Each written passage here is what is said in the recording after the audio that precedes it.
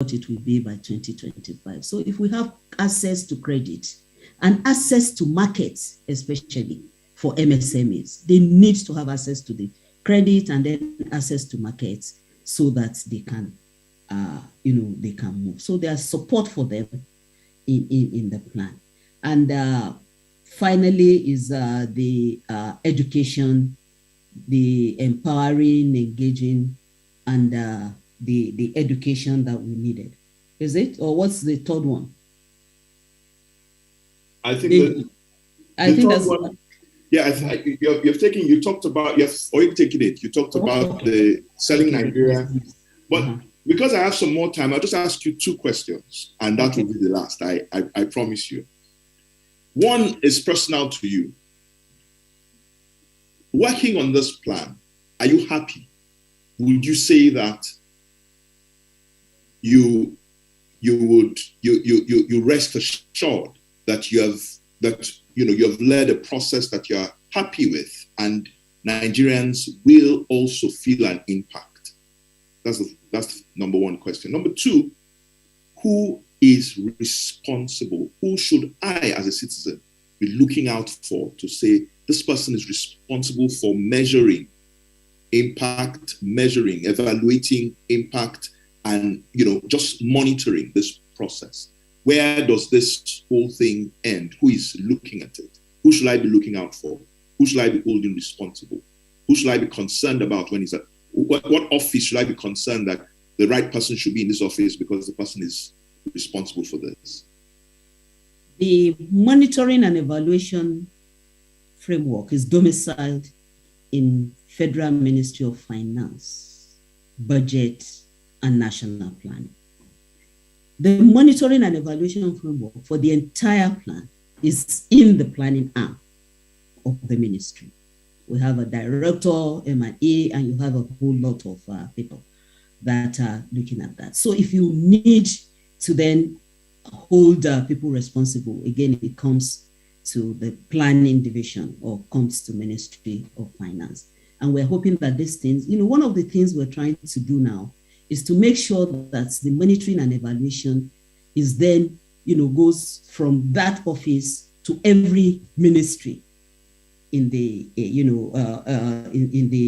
the country, so that it then hangs together and then ends there. So every ministry, we have a monitoring and evaluation to monitor and evaluate what's it's in their own process. And then, their own mandates, what they are responsible for, and then they report everything to it. And I think that will be done quarterly. Also, we already put in place an elaborate thing to ensure that it's done. Now to the personal question. I'm not only happy that we led a process that produced this document, I'm also optimistic that it will make a difference. I am optimistic because I know the rigors that we put in place to be able to do it, and to be able to put together the things. I'm happy, and I'm sure all those others who were part of the process will also tell you that we came up with a document that cannot, it is a human document. It may not be perfect, but at least we know that if it is well implemented, this country will be different from what it is. So the difficulties that we might have, again, is that can we get the plan implemented irrespective of the administration in power? Can we get people who make the laws to change the law, to make sure that the legislative gaps are filled? Can we get those who are in charge of the reforms, whether they're on the monetary side, on the physical side, on the trade side, to do the reforms that are necessary so that we can get the private sector to come? No. Being happy, being optimistic, yes, I am, and I'm sure I speak for a lot of people in the group. And we are hoping that things will be done differently this time so that we all enjoy the benefits that comes with it. Thank you very much, Dr. Alade. It's been nice to have you. I really appreciate your presence. We appreciate your candor. We appreciate the professional work that you've done. What it tells us is that the quality of people in this roles is important, and we're proud of the work that you have done and you have contributed to. Thank you very much for coming to be with us at the Nigerian Economic Outlook, and we wish you well. Thank you. Thank you very much, Deji. Thank you. Bye. We're now going on to the next session. I would ask that at this point we have a bio break.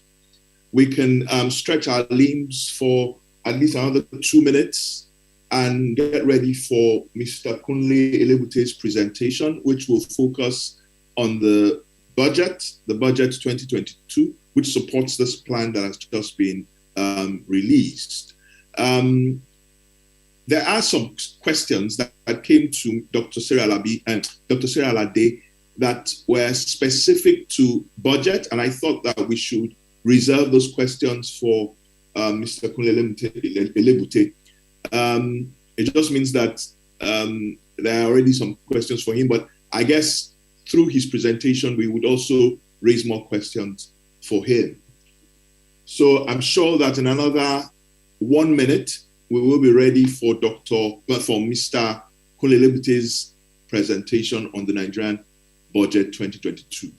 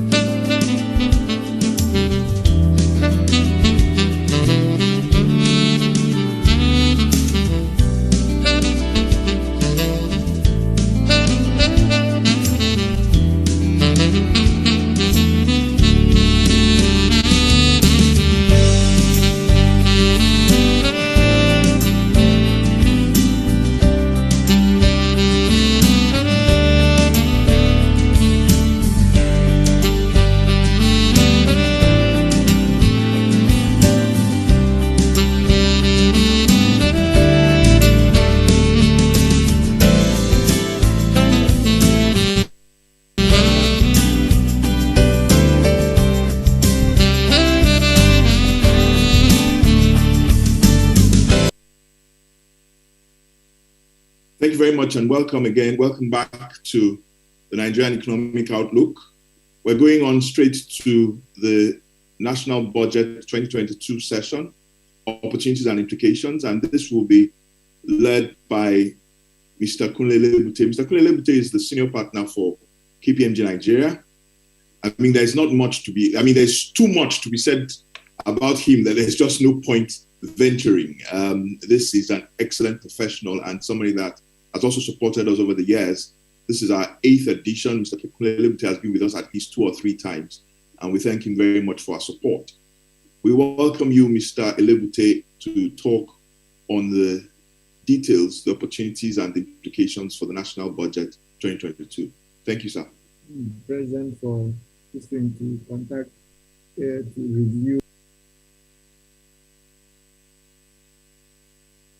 Okay, thank you, Deji. I don't know if you can all hear me. Yes, we can. Yes, we can. Good morning. Sorry, can somebody share my screen for me? Because I know you have the slides.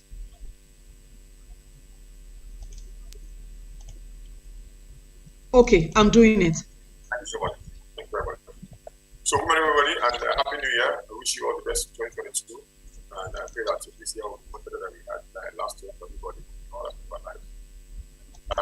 I'm meant to talk about the National Budget 2022.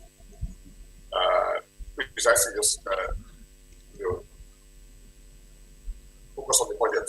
Salary has spoken eloquently about the National Development Plan. But let me set the context. Next slide, please. So this is the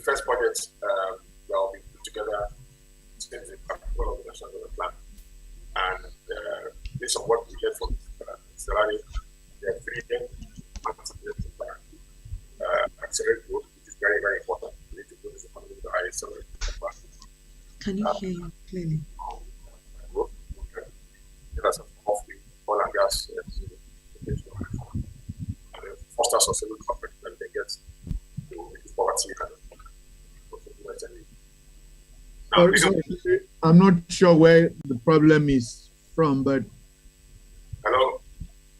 Yeah, we can't hear you clearly. Can you hear me? yeah, it's not very audible. There's some.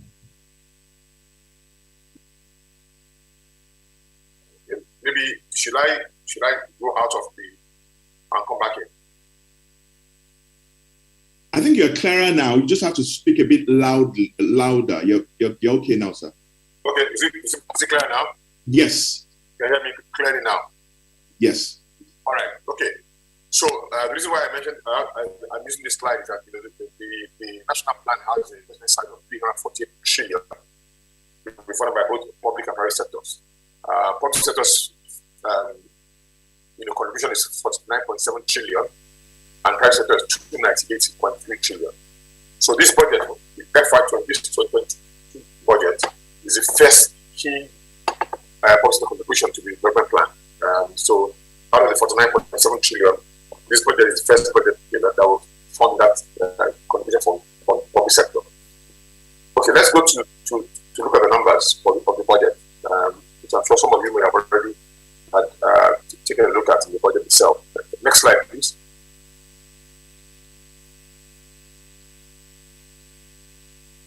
All right, the next slide takes us through the assumptions for this year's budget. It has an oil price benchmark of $62.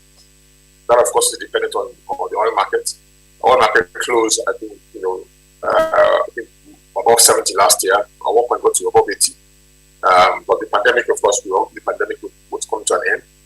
But with the Omicron virus now and the pandemic spreading across Western Europe and North America, even China has gone to lockdown in one or two big cities. We don't know whether the demand for oil is going to have an impact on the price going forward. But let's leave it at that and just say that it's a fairly reasonable benchmark.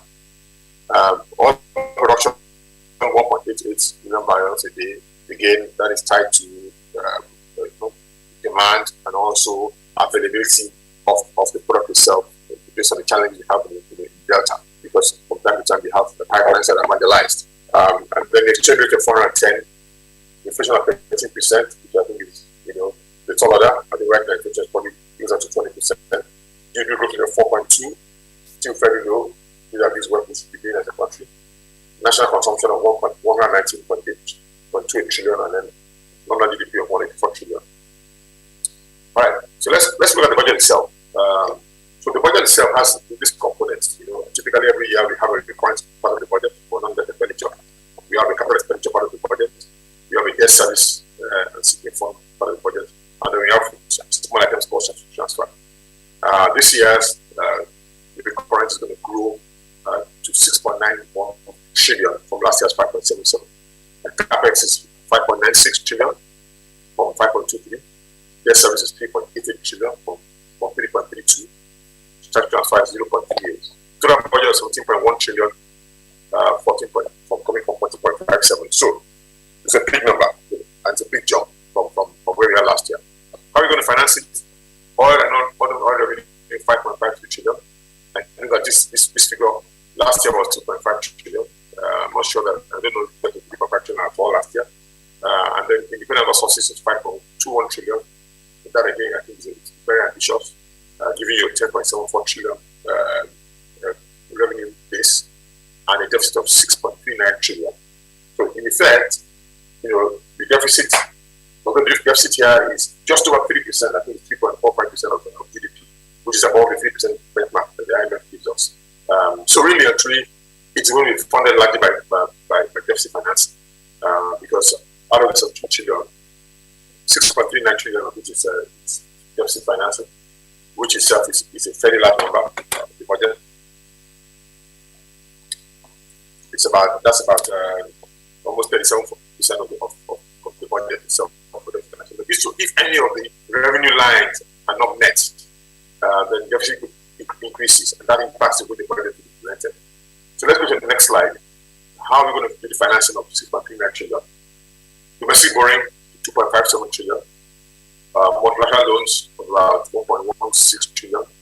Federal government borrowing, foreign borrowing of 2.57 trillion. And then hopefully we do some more preparation. We will hope to get 90.7 billion. So federal government has basically, this budget has been driven by deficit finance, through borrowing, and hopefully to accelerate growth. Debt GDP ratio is about 3.46%, which is above the 3.3% still in the Fiscal Responsibility Act. So the financing as well doesn't look great. There are challenges around the revenue, and the deficit financing is also a big number. And that big number is going to add cumulatively to the existing government borrowing, which also impacts the amount of money we spend on repaying our debts and servicing our debts. Let's look at some of the key sectoral expenditure allocations on the next slide. The big numbers are into the top five. Defense and security, 2.29 trillion, which is 13.4% of the budget. For military, police, intelligence, and paramilitary. Infrastructure, 1.42 trillion. Works and housing, power, transport, water, aviation. Education, 1.234 trillion, 7%. Health is 0.876 trillion, 5.1% is the disappointment. The economy like ours needs to be doing between 10 and 15% of health if you really want to impact another care sector significantly.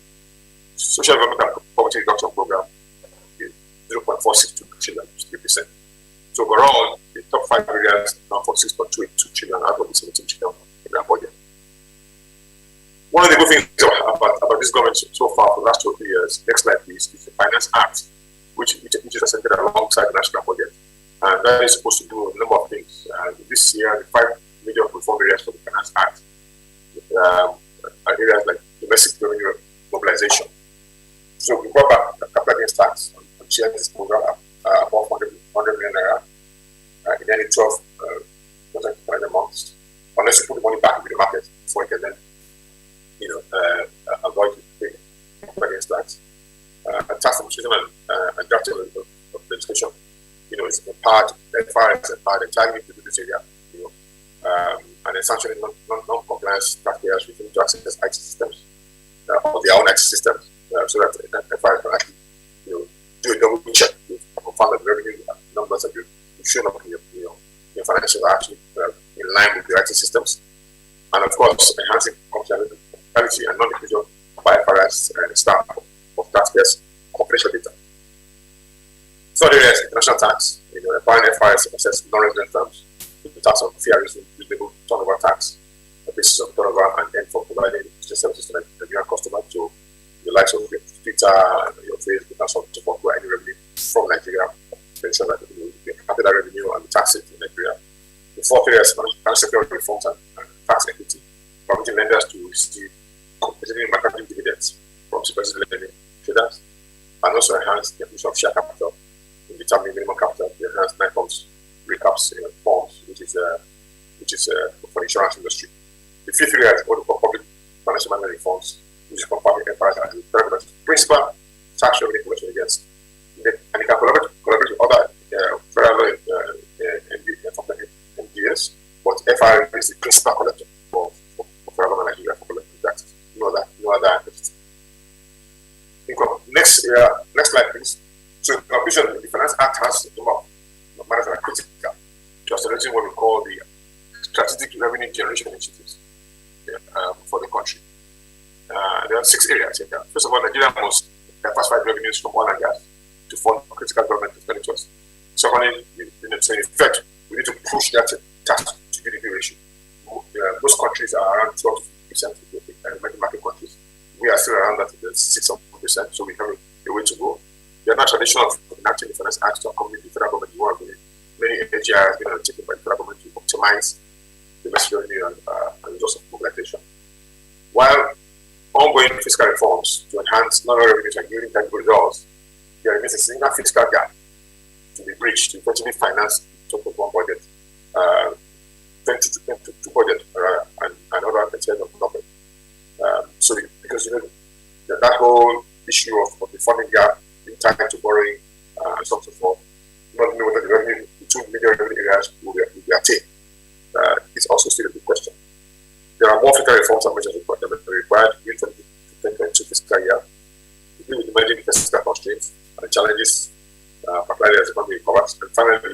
there's a need for continuous dialogue and robust engagement with stakeholders. Development and fiscal policies. One controversial area this year is the introduction of excise duty on carbonated drinks and the impact that it have on the soft drinks industry, which I know the manufacturers are already kicking against. And of course, one other silent area in the budget, of course, is the removal of subsidy, which the PIA says should be done by June, and that has hampered the ability of government to get the revenues looking for, to be able to channel revenues in the right areas. So let's look at the opportunities and implications. Next slide, please. So opportunities here. What I've done on this slide is I just captured, the various areas that the budget mentions in terms of major projects, and there are a lot of areas here. So I guess if you're in the construction industry or any of these sectors, clearly you need to take a look at the budget. The aviation, for example, you want to do second runway for Abuja Airport and safety and security. There's more money for railway funding, 59 billion for additional rail projects. There's funding for additional power projects, Kashampila, for example, transmission, other multilateral funded projects, roads and bridges, 168 billion. Also construction of major bridges nationwide, 54 billion. Defense, procurement of major hydro, survey ship and landing ship tank. Overall, it has a 792 billion capex project. Housing, national housing program, housing scheme, industrial investment for SEZs and the industrial government center. Nigeria Delta has a 15 billion capex program for infrastructure, agricultural. Education has big numbers as well for UBE, 122 billion, scholarship allowances of billion as well. Health, 6 billion, immunization, 49 billion, social investment, 410 billion for education information program, and national reporting, 100 billion. Regional interventions, National Commission, around 2 billion. Amnesty program by presidency, 65 billion. Water, 41 billion for irrigation, 34 billion for rehab, for completion of dams.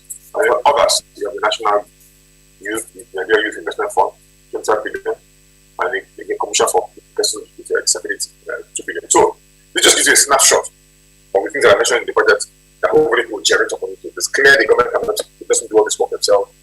Typically, we outsource to third parties, contractors, or consultants to help them to try and make these things happen.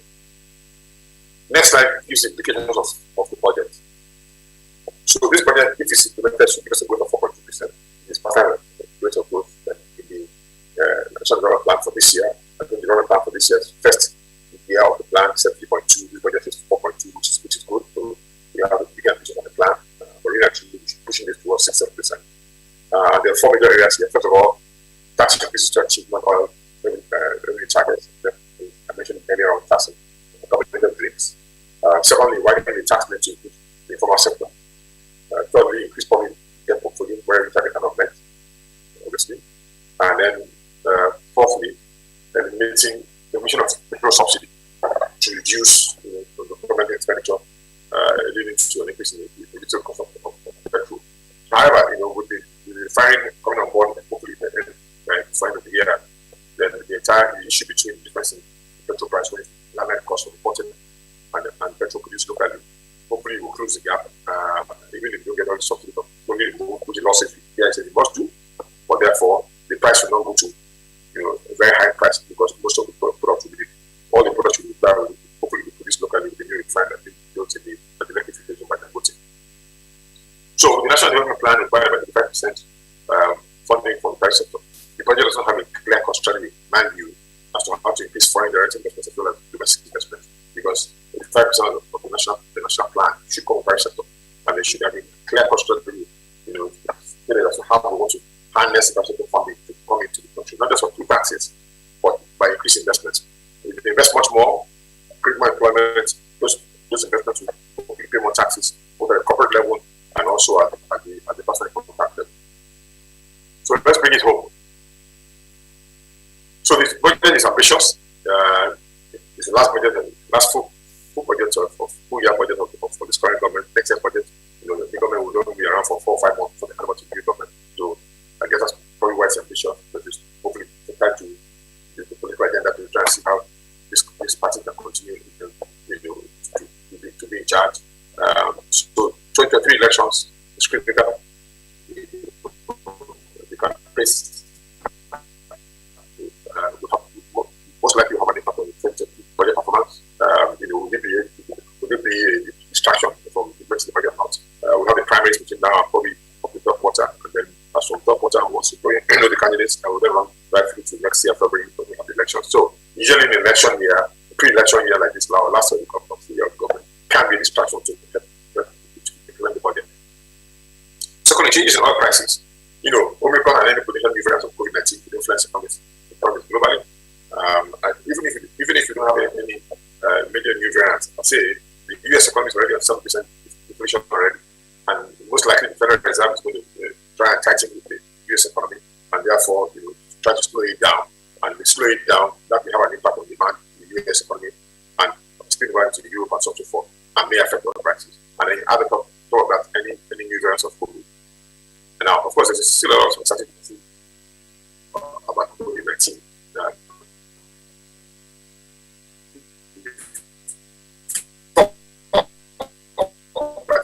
Any new variants could slow down global recovery in 2022.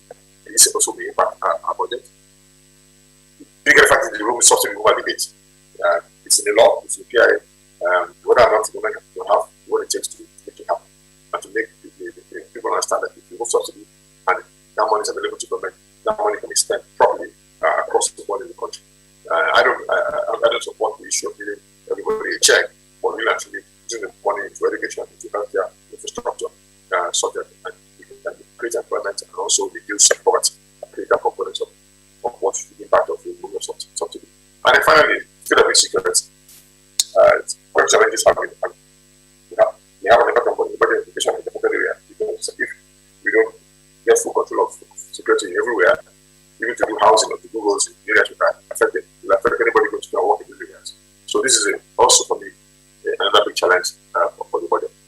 So let me pause at this point in time, because I was given just 20 minutes to speak, so that we didn't have much more time for people to ask questions, and we can have a debate around the budget.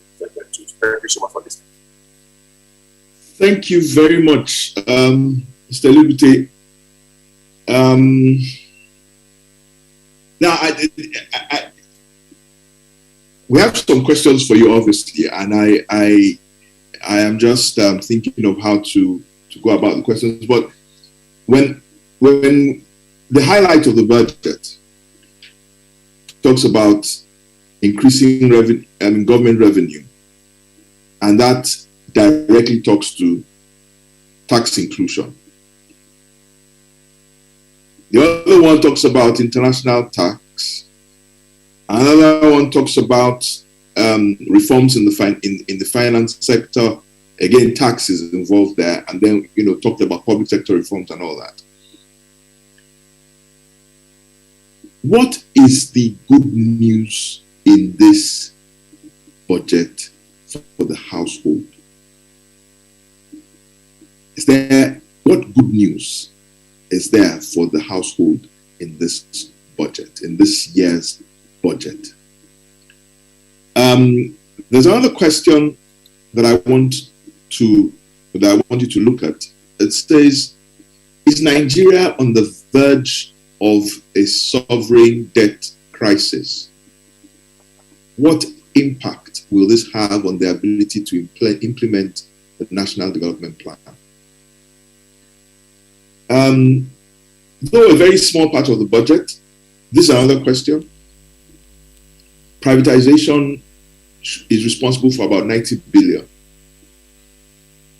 What assets, if you have an idea of the assets, and then what is the assurance that even that would assets that capital is interested in, and what's the assurance of that 90 billion?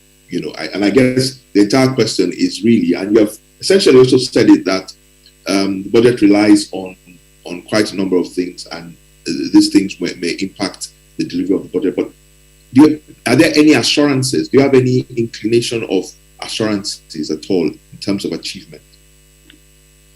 I'll let you attack those and then come back with the rest of the questions. Okay, thank you very much. What's the good news? I think the good news here is that this it's an ambitious budget that wants to spend significantly on infrastructure. 1.42 trillion is not a small amount of money to spend on infrastructure. But whether or not the government can, if you look at the details of that spending, there's a big number, for example, in additional caravan funding for railway lines. There's a big spending on roads and bridges, for example. Big spending on power, for example, to add more capacity to the network.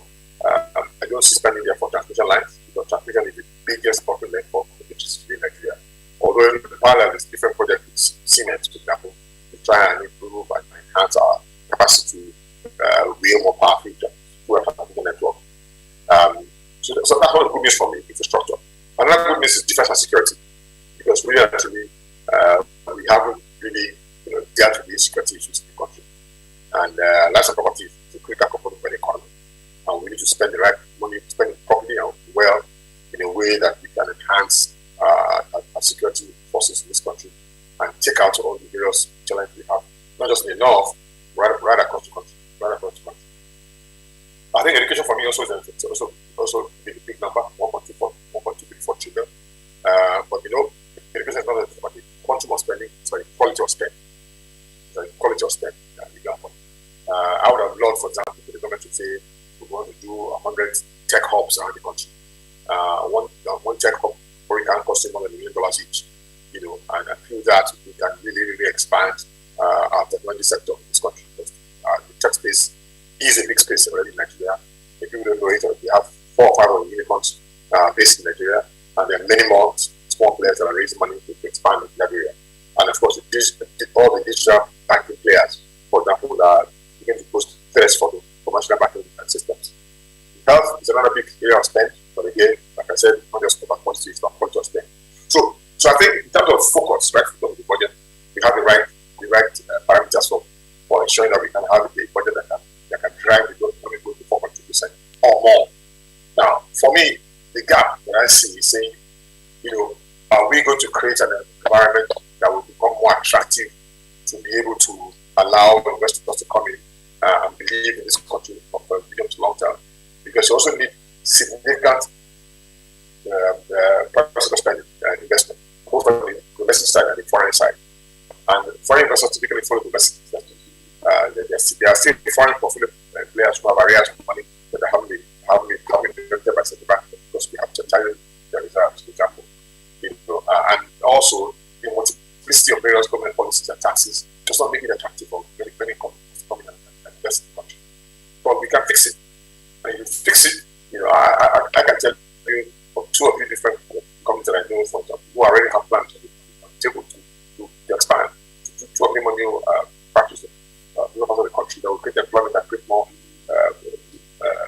goods that can be sold domestically.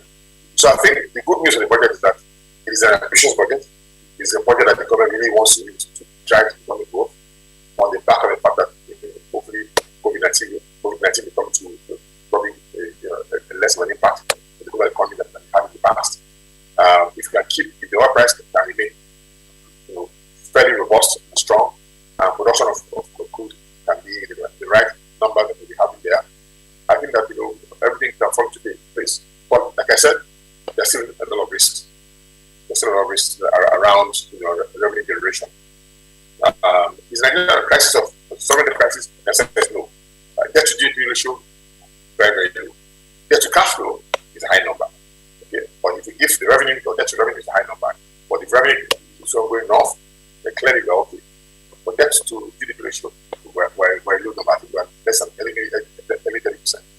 Many countries in Africa, debt to GDP ratio is probably 70, 80, 90%. I don't want to mention countries here, but we are way below these countries. Now, the challenge therefore is that it's not about ratios, but the key issue is what you need to get to. You're using debt to pay salaries and wages. That's the problem.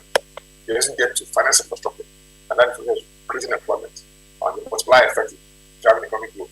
Then we are okay at the end of the day. Because as we drive economic growth and we create more activity in the economy, and that will therefore create more tax revenue, that tax revenue can be able to pay back the debt.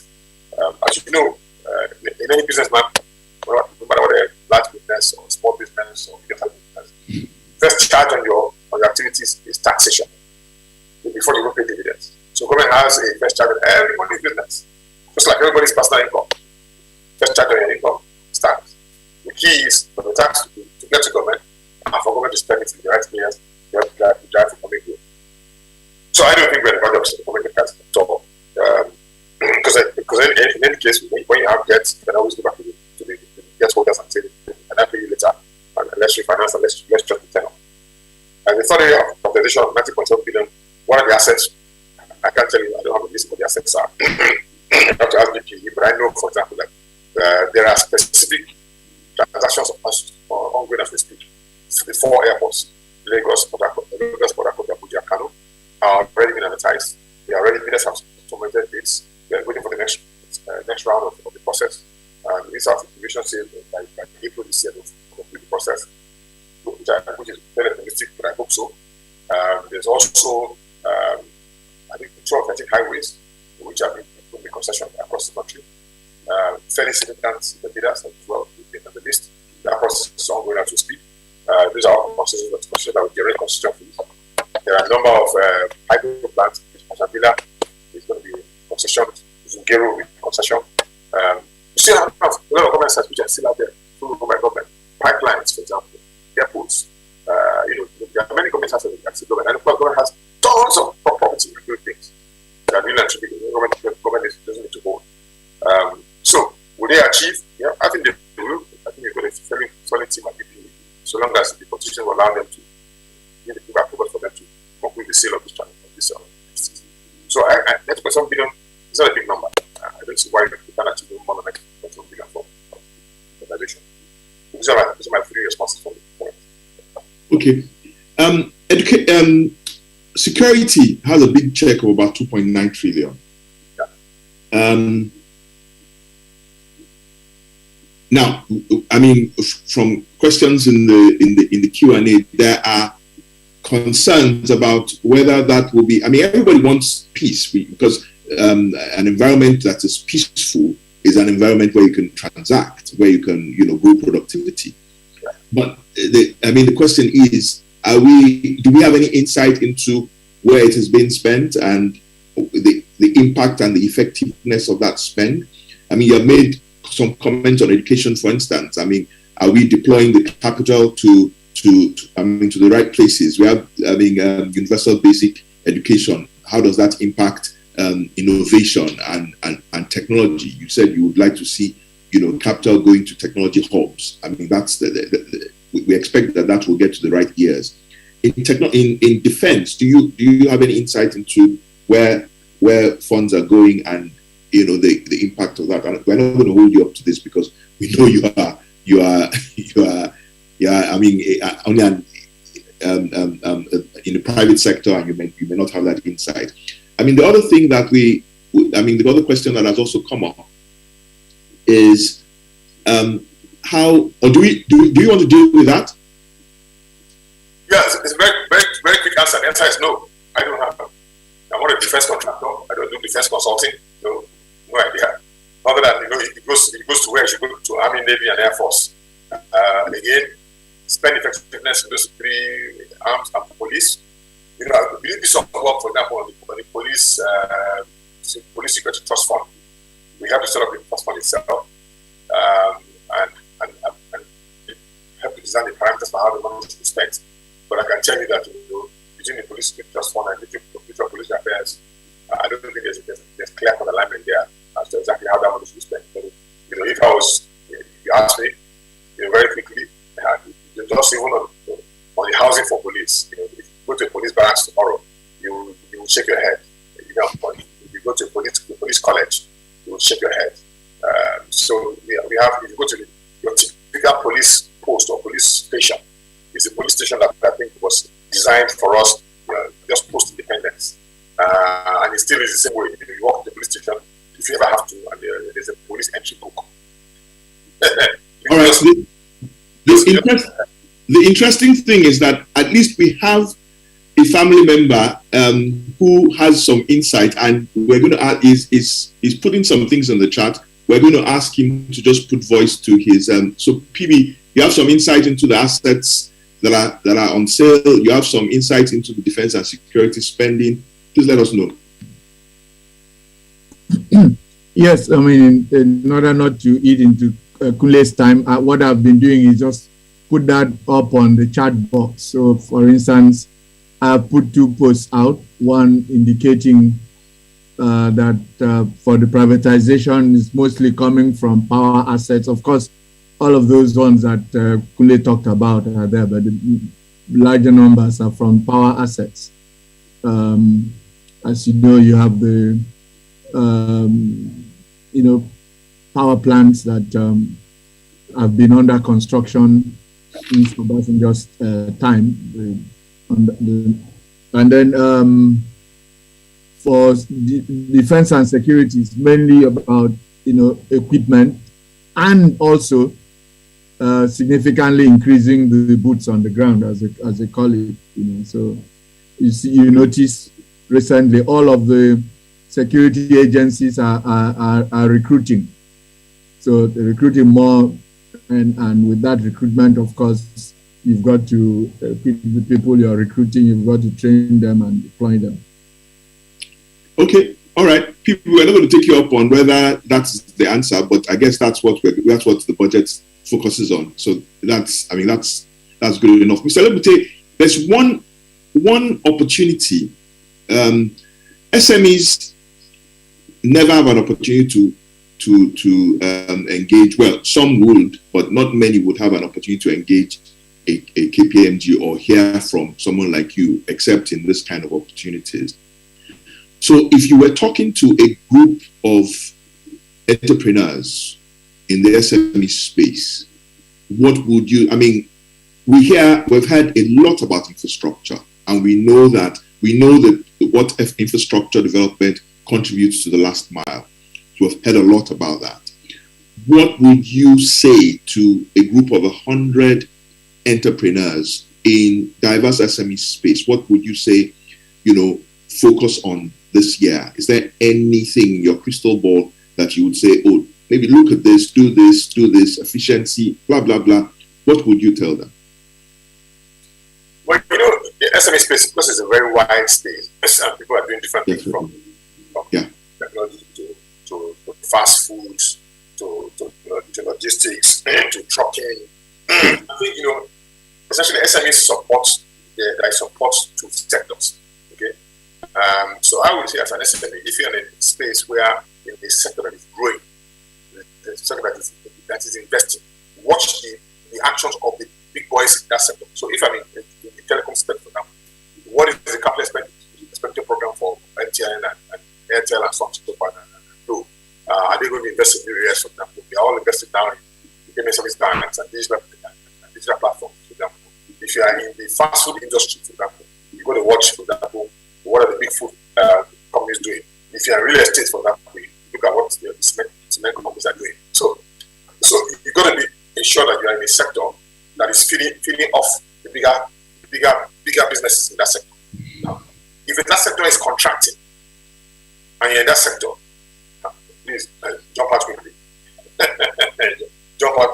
But if the sector is growing, then you need to then say to yourself, do I need to invest another 10 million or 20 million, 30 million, for me to continue to survive that industry. But also, there's a lot of money looking for investment.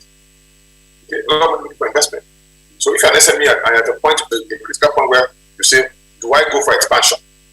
And I can't expand because I haven't got funding. And if I go and look for money from bank, they won't answer me. You get a point. Maybe if I go to the back of industry, I can get some success. Then maybe I need to go out and look for other kinds of funding that can add to my business, and I still have control. But once I have other investors in the business, then I must become transparent. I must be ready to come out my business differently. So just because I have a cousin of mine getting married in the village, I can't take money from the coffers and go and spend money in the village on the wedding. No. That money has been spent in the business, and you earn a salary from the business. And if you pay your taxes, then you declare dividend.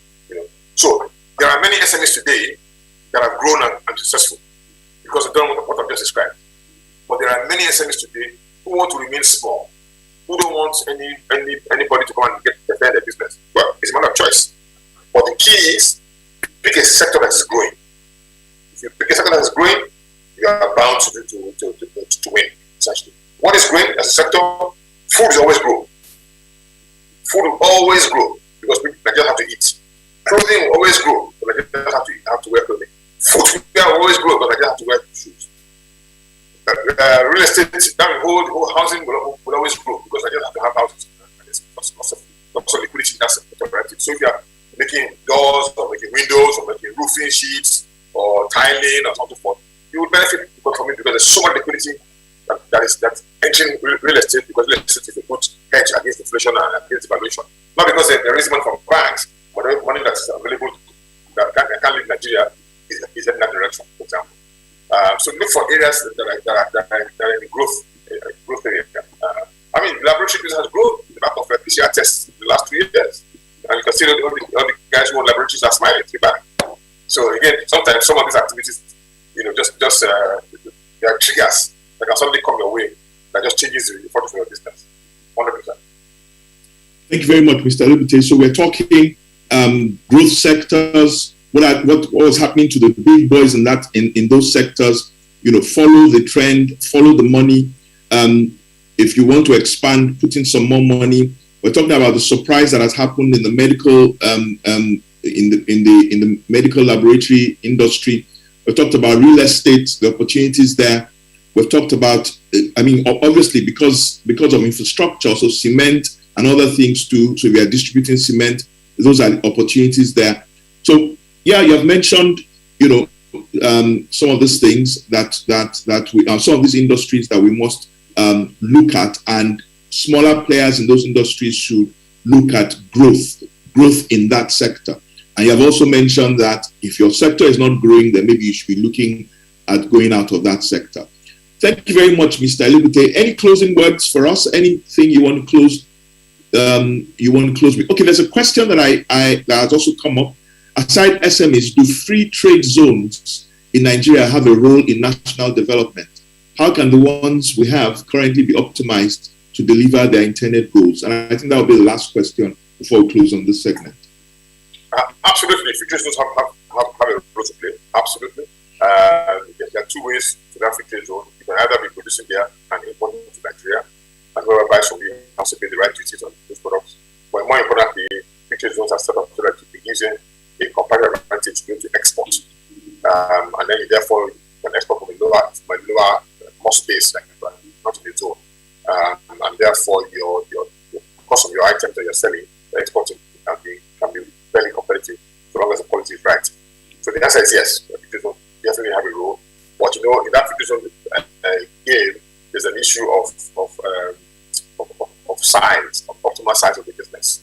If you're not a large business, the unit cost is very low to compete against, because who are you competing against when you export business? You're competing against Chinese exports, you're competing against Indian exports, Vietnam, and so on and so forth. So really and truly, our free trade zones, for me, the big attraction for free trade zones is that if you can bring some of the real large manufacturers to the free trade zone. Give one big example. I think it's 2020 numbers. Samsung's export out of Vietnam of handsets is $40 billion. So Samsung sets up in Vietnam to manufacture handsets and export from those handsets to Southeast Asia. $40 billion of export. Now, Samsung's largest market in Nigeria is in Africa, is Nigeria. So why wouldn't I, if I was judged, I would ask Samsung, what will it take to come and set up a phone manufacturing company in Nigeria, Africa, not only for the local market, but also for export. And you can then export from Nigeria using NAFTA into Africa. Same thing you can do in the garment industry. You can go. Nike has no factory. Nike doesn't make anything. Everybody that makes things for Nike is our source plant. Also, Nike does design the shoe and then give it to a factory to produce. You can produce a right style, quality, and quantity. You can have a Primark, for example. Everybody knows that Oxford Street. Everything in India is from Bangladesh. So yeah, it has a role to play. But can we optimize what we have in Nigeria? Plenty of labor, for example, a large domestic market, and a fairly good location vis-a-vis Europe, North America. We're closer to North America and Europe than China. The vessels from China have to get a longer routes to get to Western Europe than we do. So we're close to the markets, but we have the right policies to attract those big names? Question mark. Thank you.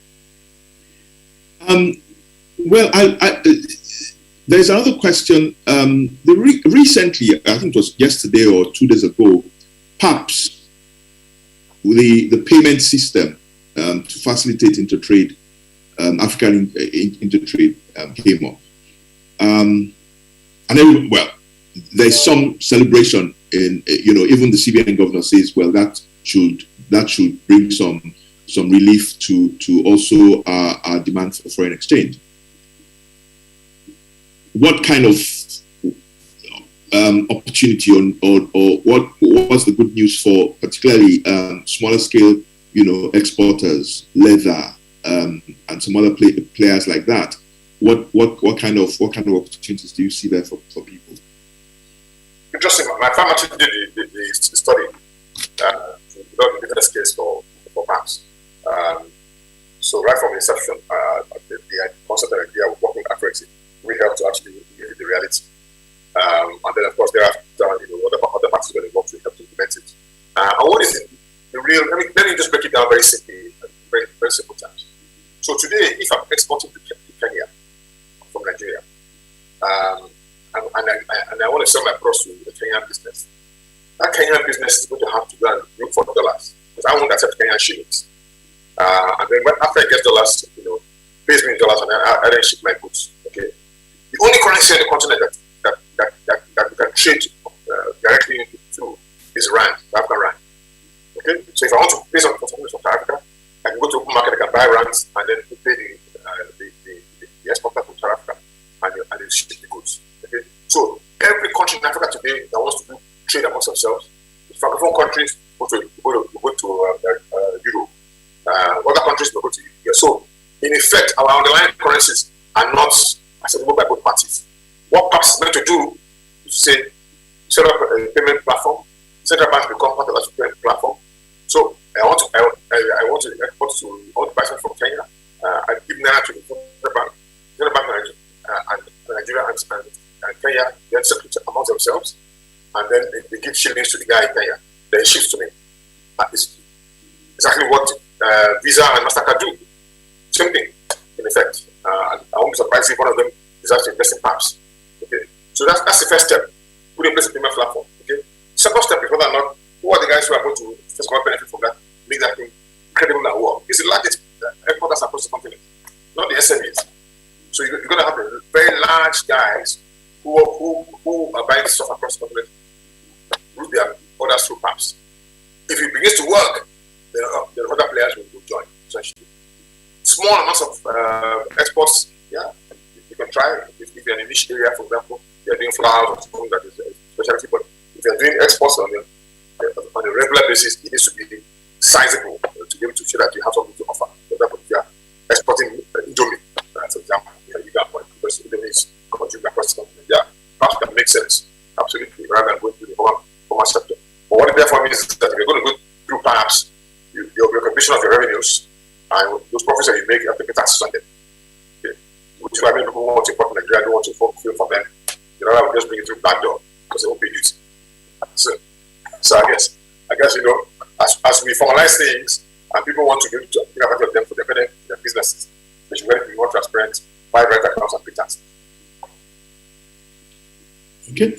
For those who did not get that, PAPS is the Pan-African Payment Settlement System, which is supposed to be facilitating intra-African trade.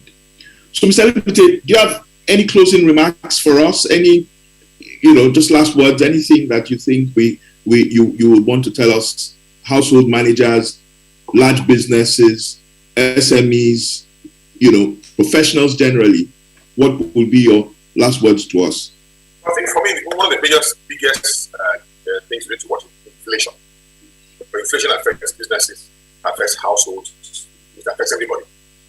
It affects the man on the streets. All of us here, for example, our wives go to the same market to buy tomatoes from the same market as everybody else.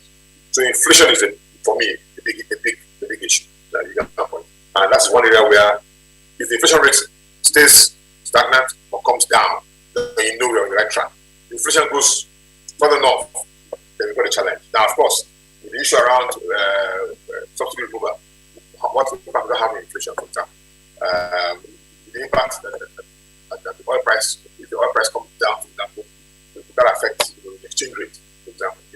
So, these are things that you just have to watch those parameters on a regular basis. those parameters will then kick in a few months later and affects, whether or not your business, your sector will, because non-benefits are being sold and being priced, unless your demand for items are inelastic, to push up prices, likely the demand for your products will come down, and therefore you have a lot less to sell.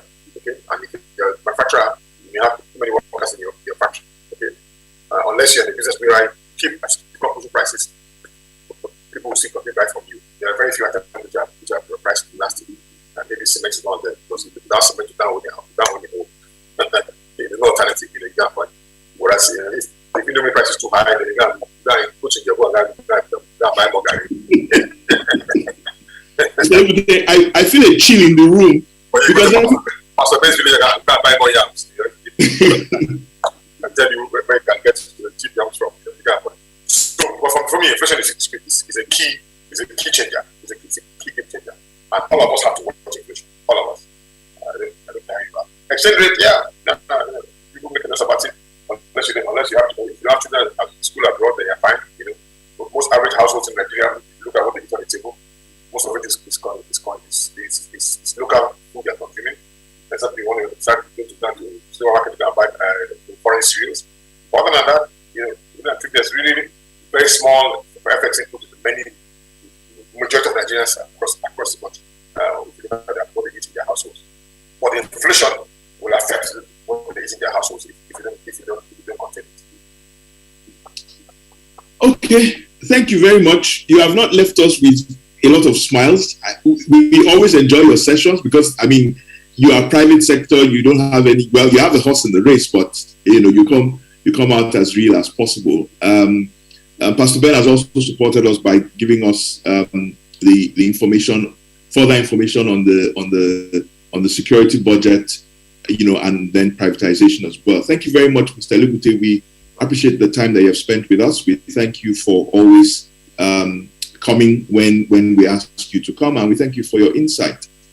We would prepare for the next session, which is further deep dive of the Finance Act, but we'll just give some time for you to stretch your limbs again, a bio break, and take about 5 minutes, and we'll come in for Mr. Taiwo Idele's session, who will be talking specifically to the Finance Act.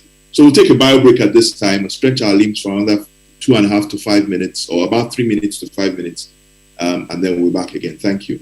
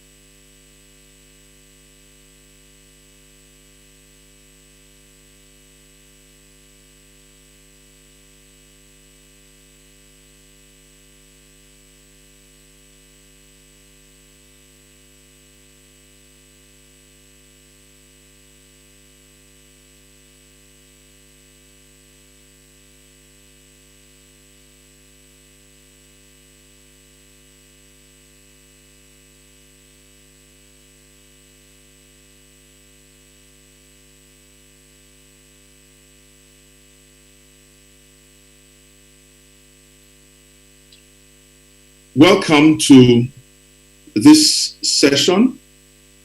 We already have Mr. Taiwo Idele with us. Mr. Taiwo Idele is a partner in PwC. He is responsible for fiscal policy and is the Africa tax leader for PwC. Mr. Taiwo Idele is a chartered accountant, and his views concerning the Finance Act of 2022 will give us some deep insight into how this comes home to us as households and as businesses and individuals. Mr. Taiwo Idele, are you there? You can go on from here. Yes, I'm here. Please confirm that you can hear me. Yes, we can hear you. Thank you. Thank you very much. And good morning, everyone. Let me start by commending the RCCG, the King's Court, for this opportunity and this very important program. I was speaking to a friend about 2 days ago who said, in matters of trying to pay taxes, that if we can only get religious organizations, pastors, and imams to just say these once in a while as part of their sermons, the person said that the increase in the tax collection will be very significant than any other thing that we have done. So I kept thinking about it. I said, maybe it is true. So my presentation today is on the Finance Act. So for 2022, even though it's called Finance Act 2021, it is for 2022. We'll be looking at the guide in terms of what are the key issues, what are the opportunities, what are the implications, and more importantly, what can we do as individuals, what can we do collectively, what should government do, what should the private sector do. So here's the outline of my presentation. We'll start with the overview and the objectives of the Finance Act. We look at the notable changes and the implications and opportunities that, and I'll share my closing thoughts. So I think before we start, I just want to ask, I don't know whether participants are able to put comments, but I just want people to, on a scale of 0 to 10, 0 is you're very unhappy, 10 is you're excited to see. So for those of us who live in Nigeria, so if you're joining from outside Nigeria, don't respond to this. I want to get the Nigerian context. So on a scale of 0 to 10, how happy are you paying your taxes? You can just put the comment there. We'll look at it as we go along. Now, by way of an overview, the Finance Act was signed into law on the last day of 2021, and it amends 13 different fiscal and tax laws. And the effective date for this law is 1st of January. Of course, we now have a caveat in that law that we didn't used to have before that says the commencement day, even though it's the 1st of January, the president by an order or the National Assembly may prescribe any other date as the effective date as may be necessary. The Finance Act, as we know it now, the third in this series, is designed to support the budget primarily, but even more so to support government's plan, whether they are medium-term expenditure framework, whether they are the long-term, like the NDP, maybe also medium-term, not really long, or maybe it's the Strategic Revenue Growth Initiative, whatever plans that government have, you find that the Finance Act is trying to support the implementation of it. The key objectives of the Finance Act are, to adopt appropriate fiscal policy measures to respond to our economic challenges. And those would include fiscal policies to prioritize job creation, economic growth, socio-economic development, and also, very importantly, to raise revenue. I think, both the presentation by Dr. Sarah Alade and Mr. Kunle Lebute emphasize the need for revenue. I think we cannot say this too much. It's such an important thing for our country. even now and at any time for that matter. I see from some of the responses in terms of whether people are happy to pay taxes, I see something ranging from 4, 5, and 6. So I'll say the average there is just about 50%. And to be honest, maybe the category of people on this call are the educated Nigerians, who seem to understand the role of taxation. So even though we're not very happy, but we're paying. So the goal will be, can we get to 7? Can we get to 8? Can we get to 9? I'm not sure there's any country in the world where it will be 10, but we need to get beyond where we are. So just by way of, historical context, we said the Finance Act 2021 is the third. We had 2019, we had 2020. So if you look at the objectives of the previous Finance Act, they're not materially different. And I expect that this will continue to be the case for a long time to come. In 2020, it was about counter-cyclical fiscal policies because we were experiencing a recession. There are issues to do, with making sure that we prioritize job creation again, relief for taxpayers, ensuring that we respond to COVID-19, right? That was situation specific at the time. And then we have ensuring coordination. So we talk about coordination a lot in Nigeria, especially in terms of policies.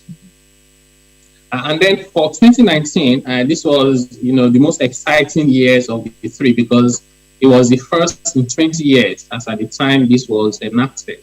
So we're thinking about promoting fiscal equity, supporting small businesses, improving the ease of doing business, reforming the tax law to be better aligned with global best practices. Of course, raising revenue, you see that again for government, and also introducing incentives for infrastructural development.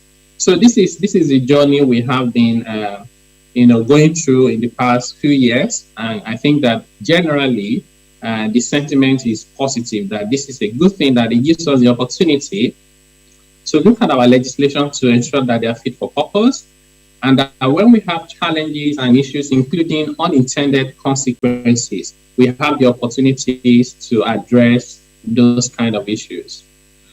So let me now move on to the notable changes in the Finance Act. Like I said, this law amends 13 different laws. So you would imagine that if we have the whole day, we cannot go through everything. So that means we have to then try and prioritize what we'll be discussing today, particularly those we consider will be most important for the stakeholders on this call. So I have a lot of information on this slide. The intention is also not to go through everything. You see changes to the Companies Income Tax Act around minimum tax, essentially allowing taxpayers the opportunity to select 2 out of 3 years for which they can take a lower rate to pay minimum tax. So this one is positive and it's for the taxpayers. We have educational institutions where the law now says educational institutions they are liable to tax whether they are of public character or not. Prior to this amendment, educational institutions that are of public character were not liable to pay companies' income tax. Now they will be liable to pay the tax. We have some tax exemptions for exports in Nigeria because, as we know, we want to diversify not only the economy, but want to diversify government revenue. We also want to diversify our sources of foreign exchange. So the only way you can diversify, sustainably your sources of foreign exchange is to encourage exports. So we have a provision in the tax law that says if you export anything, non-oil products, and you bring the money back to invest in raw material expansion, you get full exemption from tax on that activity. So the law has now said, that exemption will not be applicable to upstream, downstream, and midstream oil sector companies. If I move on to tertiary education tax, the rate of education tax has been increased from 2 to 2.5%. And I'll come back to some of these very shortly when we're looking at implications, so we can make it more practical and drive the point home. Capital gains tax, there's now going to be conditional taxation of capital gains on sale of shares. So if you have shares in the capital market and you sell it and you cross certain thresholds and you don't meet the other conditions, then you'll be liable to pay capital gains tax of 10%. By the way, the threshold is 100 million in any 12 consecutive period of months, right? So if you sold 99.999 million naira worth of shares, you don't have to pay this tax. Once you cross the 100 million threshold and you have capital gains, then you pay 10%, provided you haven't reinvested the proceeds in the shares of another Nigerian company, or even the same one, because you can imagine a reorganization, for example. So this tax is applicable to both the private sector, sorry, not the private sector, it's applicable to both private companies as well as public companies that are listed. So that's what I intend to say. The FRS Establishment Act has been amended to introduce a number of changes. Notably, FRS, you have access to taxpayer systems. So FRS can come to your company and say, we want to connect directly. You know, we all talk about the tax to GDP ratio in Nigeria being very low. The reality is that this is essentially due to tax evasion. I'll call it widespread tax evasion, and then aggressive tax avoidance. So, you know, we talk about the tax nets, you know, generally the tax balance. My view, which is based on, you know, my experience of the system, is that we have so many people that are not in the tax net, and that even the people that are in the tax net, many of them are barely there with just one finger. So they have the whole of their body is outside. They just put one finger inside the tax net. And most times the tax authorities are excited that they're in the net, but they haven't paid attention to the fact that they're there just very partially. So that is why someone would pay a tax of 50,000 naira just to get a tax clearance certificate when their income in a year is running into billions of naira.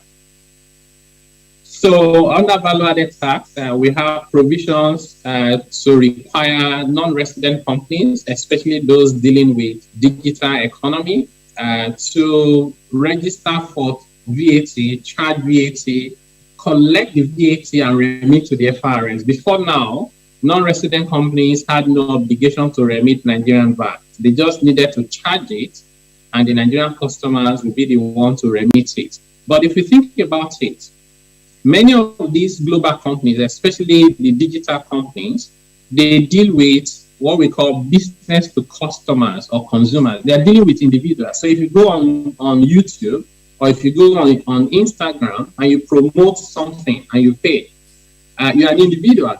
Based on the Nigerian VAT law, you are not a taxable person that needs to go and register with FRS to remit VAT. So what then happens is, even if the provider charges you VAT, you're not going to remit it. And the tax authorities have no capacity to chase individuals. So that was a loophole, and Nigeria was losing money. So in closing that loophole, this law now says those companies, those foreign companies, should be the one to charge and collect the VAT and pay to FRS. So many of you on this call would have received messages from, I received one from LinkedIn because I have a premium account with LinkedIn. So I got an email from them that says, dear Taiwo, the next time we are billing you, we're going to be adding 7.5% VAT as directed by the Nigerian government. So this is now, something that we have to deal with. Under personal income tax, I think the important one that is notable there is the fact that if you pay for life assurance, before now you get a tax deduction for the premium for the life of the individual and their spouse. But now the law says that deduction you can claim excludes the portion of the life contract, if any, that relates to contract of annuity. So in your lifetime, you want to start collecting something back, and at the same time, you want to claim a deduction from government. So this is really about rationalizing the tax incentive or deduction. The Stamp Duties Act essentially now empowers the finance minister to make some regulations regarding stamp duties and electronic money transfer levy collected between 2015 and 2019. And a very big one is the amendment to the Customs Excise Tariff Act to impose an excise tax of 10 naira per 1 liter on sweetened, non-alcoholic, carbonated beverages. We'll come back to that in a minute. Then the other laws amended include the Insurance Act, essentially trying to make sure that the insurance sector is fairly treated and to align the provisions of the tax law with the Insurance Act and the ongoing reforms in the sector. The Nigerian Police Trust Fund Act, imposed a levy for us to fund the police. This was done in 2019, but the lawmakers did not provide for who should enforce the collection of the tax. So the Finance Act 2021 now says the responsibility to collect that tax will be that of the FRS. And we have the Finance Control and Management Act, as well as the Fiscal Responsibility Act, both asking MDAs to remit the revenue they collect to the relevant government account, Federation or CRF. And in terms of the Fiscal Responsibility Act, empowering government at all levels to be able to borrow, not only for capital expenditure and human development, which is what we had before. In addition to that, they can now borrow for reforms of critical national importance. And then the National Agency for Science and Engineering Infrastructure Act, NASTENI, it has a provision in the law that says, let's fund this agency so that they can help Nigeria develop in terms of science and engineering. All right, so that's the overview.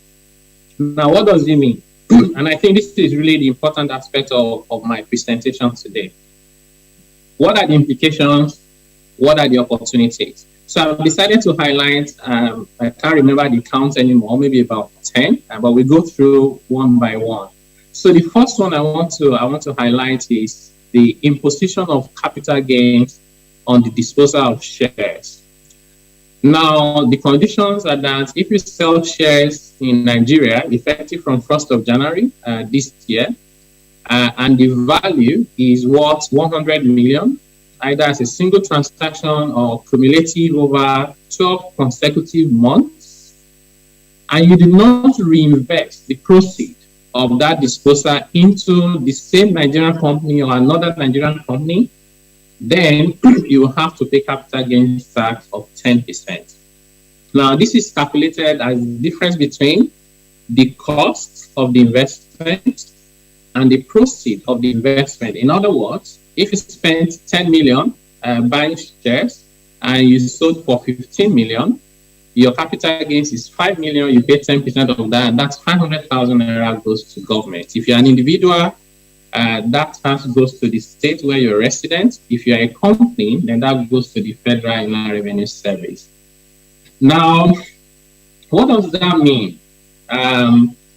I'm aware, because again, I'm also a member of the Fiscal Policy Reform Committee, that the intention of this amendment was to try and address, aggressive avoidance and schemes that people do. So they want to sell an asset that is liable to CGT, capital gains tax, but they first put the asset into a company and then they sell the share of the company and they can easily get away with not paying taxes. Of course, we need to close that loophole. My only concern is I was hoping that that provision would only affect private companies. I don't see any company that is listed on the stock market playing games with that. How would they do it? It's mostly the private companies that are not listed that tend to abuse this. Unfortunately, this amendment now has a tendency of impacting the stock market or the capital market negatively, especially if you remember and bear in mind that even the National Development Plan envisages that the private sector will bring in significant amount of capital, almost 300 trillion naira over the next 5 years. So the question is, where will the private sector get this from? You expect the bulk of that to come from the capital market. I also need to let you know that, at the beginning of the year, that's on the 2nd of January, about, 12, 13 days ago, an exemption to investors in bonds, including corporate bonds, which was introduced in 2012 for 10 years, expired. What that means is, effective from the 2nd of January, if you invest in the corporate bond of any company in Nigeria, the interest you earn and any gains you make on the disposal of the bond is now liable to tax. And for companies, that tax can be as high as 40%. What do I mean by 40%? Imagine you invested in the bond of a corporate entity, and this includes other forms of securities of corporates, and you earn interest, withholding tax is deducted at 10%, but it's only an advance payment of tax. You need to include that income in your returns and pay company's income tax at 30%. You pay education tax now at 2.5%, right? And then the balance that is left, when you give it to shareholders, you deduct withholding tax on it at 10%. If you calculate all that together, effectively, your tax is about 40% that you didn't have to pay before. What does that mean?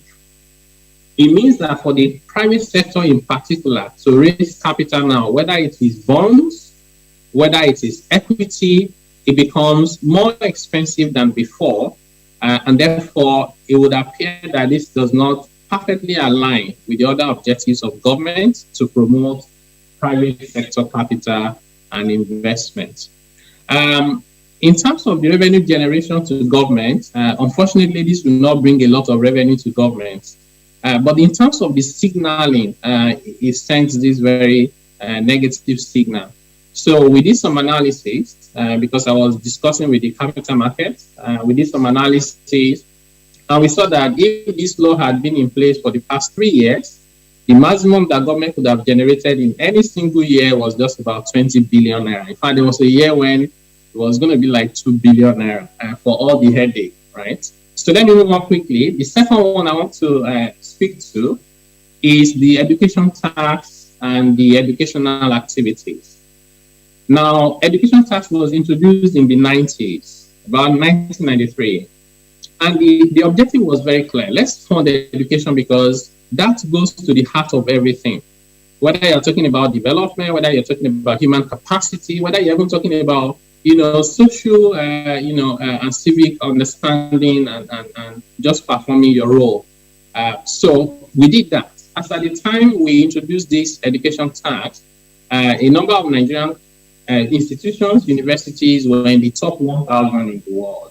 Fast forward to 2022, we don't have them in those top 1,000 anymore. You struggle to find anyone.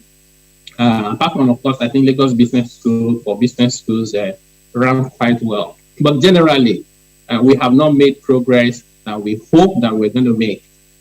Now, we are increasing it from 2% to 2.5%. As much as I have a lot of sympathy for the educational sector or the education sector of the economy, I do think that the problem we're having, the challenges we have, is not about throwing more money. I think they're more fundamental than throwing money at the problems, especially when we haven't really convinced Nigerians as to how we have spent this money over the past many years.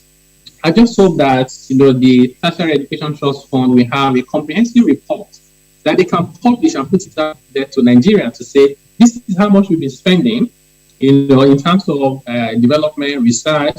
Look at COVID-19. What stops Nigeria from trying to develop a vaccine? What stops that solution from coming from the universities? And so on and so forth. Now, this tax has been increased, even though 0.5% increase is not so significant.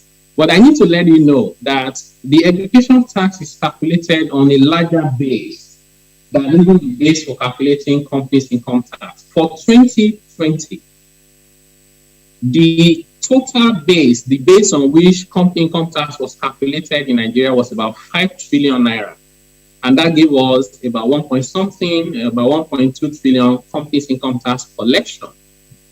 For education tax, the base on which it was calculated in the same year was 13 trillion. That gave us about 260 billion education tax collection.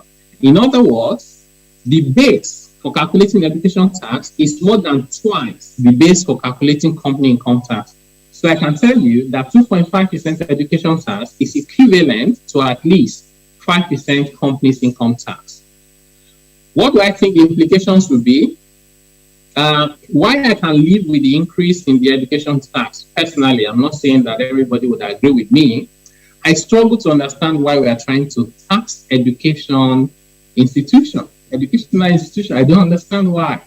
When every plan that we have sticks to the fact that we need more education, not just in terms of the quantity, but the quality and depth of education for us to live in this new age. So the implications will be that you have increased funding. My estimation is that education tax collection will go up by about 60 billion naira in a year. So that you would agree is significant, but it means the higher burden for companies that have to pay this. Tuitions are likely to go up because if I have a school and I have to pay tax now, I have to do my calculations. I need to still pay salaries of staff. I need to do so many other things, infrastructure that I need to maintain. I'll just adjust my tuition. So it means that this will come back to us, especially those of us who are parents and still paying tuition. So I've adjusted my budget for school fees for this year already at the beginning of the year. We may have long-term impacts on human development if we don't find other safeguards to ensure that this does not create a bigger problem than the solution we're hoping to address. I'll move on quickly. The next one is the rationalization of incentives and export promotion. I already spoke to this, that we need to diversify the economy, including the sources of our foreign exchange receipts. So that makes a lot of sense to me. And because of the Petroleum Industry Act that was enacted in 2021, it introduced the sector into companies' income tax. Before, they were not under companies' income tax. So the exemption we had under CETA for export, you didn't need to worry about somebody exporting crude oil or gas and coming to claim exemption. We're not begging people to buy gas and crude oil. So that's not what we're trying to incentivize, right? We're trying to incentivize people producing products, So once the PIA pushed these companies into CETA, we needed to respond immediately by making sure that we do not create a big loophole that will create a lot of leakages for Nigeria. So that was going to be addressed, and that's a good thing. Except that my preference would have been that we limit that to only upstream companies. Because my view is that even the petroleum sector in Nigeria needs to be diversified. Why are we even exporting crude oil? I wish that we can get a point where we produce 3 million barrels per day and we refine every single one of them and export them to the other African countries. I did an analysis last year and I looked at the top 10 economies in Africa and I looked at their number one imports, and for 8 of the top 10 economies in Africa, their number one import is refined petroleum products. Of course, they are not importing from Nigeria. If Nigeria itself is importing, right? Why can't Nigeria be the one supplying them? We just can imagine the impact on our foreign exchange, on employment, on even the exchange rate of naira to dollar. In fact, it will strengthen, and that would also help with moderating inflation, because some of our inflation is imported. So we're going to have likely unintended consequences on the ability of the petroleum sector to be diversified, including diversification to take advantage of the African Continental Free Trade Area. We also need to remind ourselves that in 2021, I think sometimes around maybe September or thereabouts, there was a VAT modification order that says that if we export any product, including non-oil, it will no longer be zero rated for VAT purposes. It will be exempt. What this means is when your products are exempt, you don't charge VAT. But any VAT you've incurred in producing them, because you have materials, right? You have materials, you have overhead and all of that. You cannot claim the input VAT. So the input VAT is embedded into your selling price because you cannot claim it back. Your product is described as exempt. When your products are zero rated, it means you charge VAT at 0%, which means no VAT. But in addition to that, any VAT you have incurred in the process of producing those items, you can claim it back from government. And this is why every country that I know of, over 120 countries that have VAT, I do not know of anyone where their export is not zero rated, except Nigeria. So I was surprised myself when I saw that we've now amended the law to say exports will be exempt rather than zero rated. At the same time that we're saying let's promote, exports and diversification. I think these are some of the issues where we need to take a second look. Transition of the digital economy and non-resident companies. We know that last year there was a global treaty or agreement by the inclusive framework. About 140 countries agreed that the way that multinationals pay taxes, they game the system. They game the system because the rules in different countries are different. So you just play country A against country B, and the two of them will lose out and you will benefit. So it wasn't a problem that one country could solve. So the world came together, which was good. But then they came up with a solution where at the end of the day, it was really not, in my view, for the developing countries, and I must really commend, Nigeria, represented by Mr. Gondibola, for doing an excellent job. It's not every time that Nigeria has a representative that you can really be proud of. And I have to say that in all sincerity. So he did an excellent job of saying, he are saying to us that we're not getting our fair share of tax, only to develop a solution that will make us lose more tax revenue. We're sorry, we're not going to sign. And Nigeria proudly, I would say, is one of the only 4 countries that haven't signed. And what that means, because one of the requirements is once you sign to this global treaty, you must roll back what we call your unilateral measures. You cannot share from the global pot and be doing your own by the side, because if you allow every country in the world to do that, we will kill innovation. Imagine asking any of these tech giants, and I'll just use a random name, Google, for example, right? Or Tesla. Ask them to pay tax in every country and pay again and share to the whole country. Very soon, they will no longer have viable business and innovation would stop, which is not something the world can afford. So Nigeria says we're not going to sign, therefore we're going to continue with our unilateral measure for the time being. And therefore Nigeria is trying to consolidate those laws. One of those requirements is that if a non-resident digital company is doing business with Nigerian customers, even if they are not physically here, I'm sure many of us remember Twitter, right? You must charge Nigerian VAT, right? And you must collect it and remit to the FRA. That's the requirement number 1. Requirement number 2, that VAT is paid by Nigerians, right? Requirement number 2 is on your own income as the service provider, we need you to pay income tax. So we develop what we call significant economic presence with some thresholds and criteria for eligibility. Once you cross that threshold, you must file returns with the FRS and pay your tax. But the question is, how do you determine the tax liability of a company that is based in the US, with research center in all continents of the world, with head office charges in different countries, and then they'll say to Nigeria, well, we generated $20 million from your country, but unfortunately our overhead cost is $40 million, so we have made losses in Nigeria. How do you prove? How do you even get the visa to go and audit them? Even when they give you the visa, can you even audit it legitimately and be convinced of what you find? So government says, Finance Act 2021, you know what? That is just too complicated for everyone. We're going to just take a percentage of your turnover, your income from Nigeria, and that will be your tax. It's called GIN tax, and it's estimated at 6% of their turnover. So, of course, they know their income from Nigeria. It's easy to determine.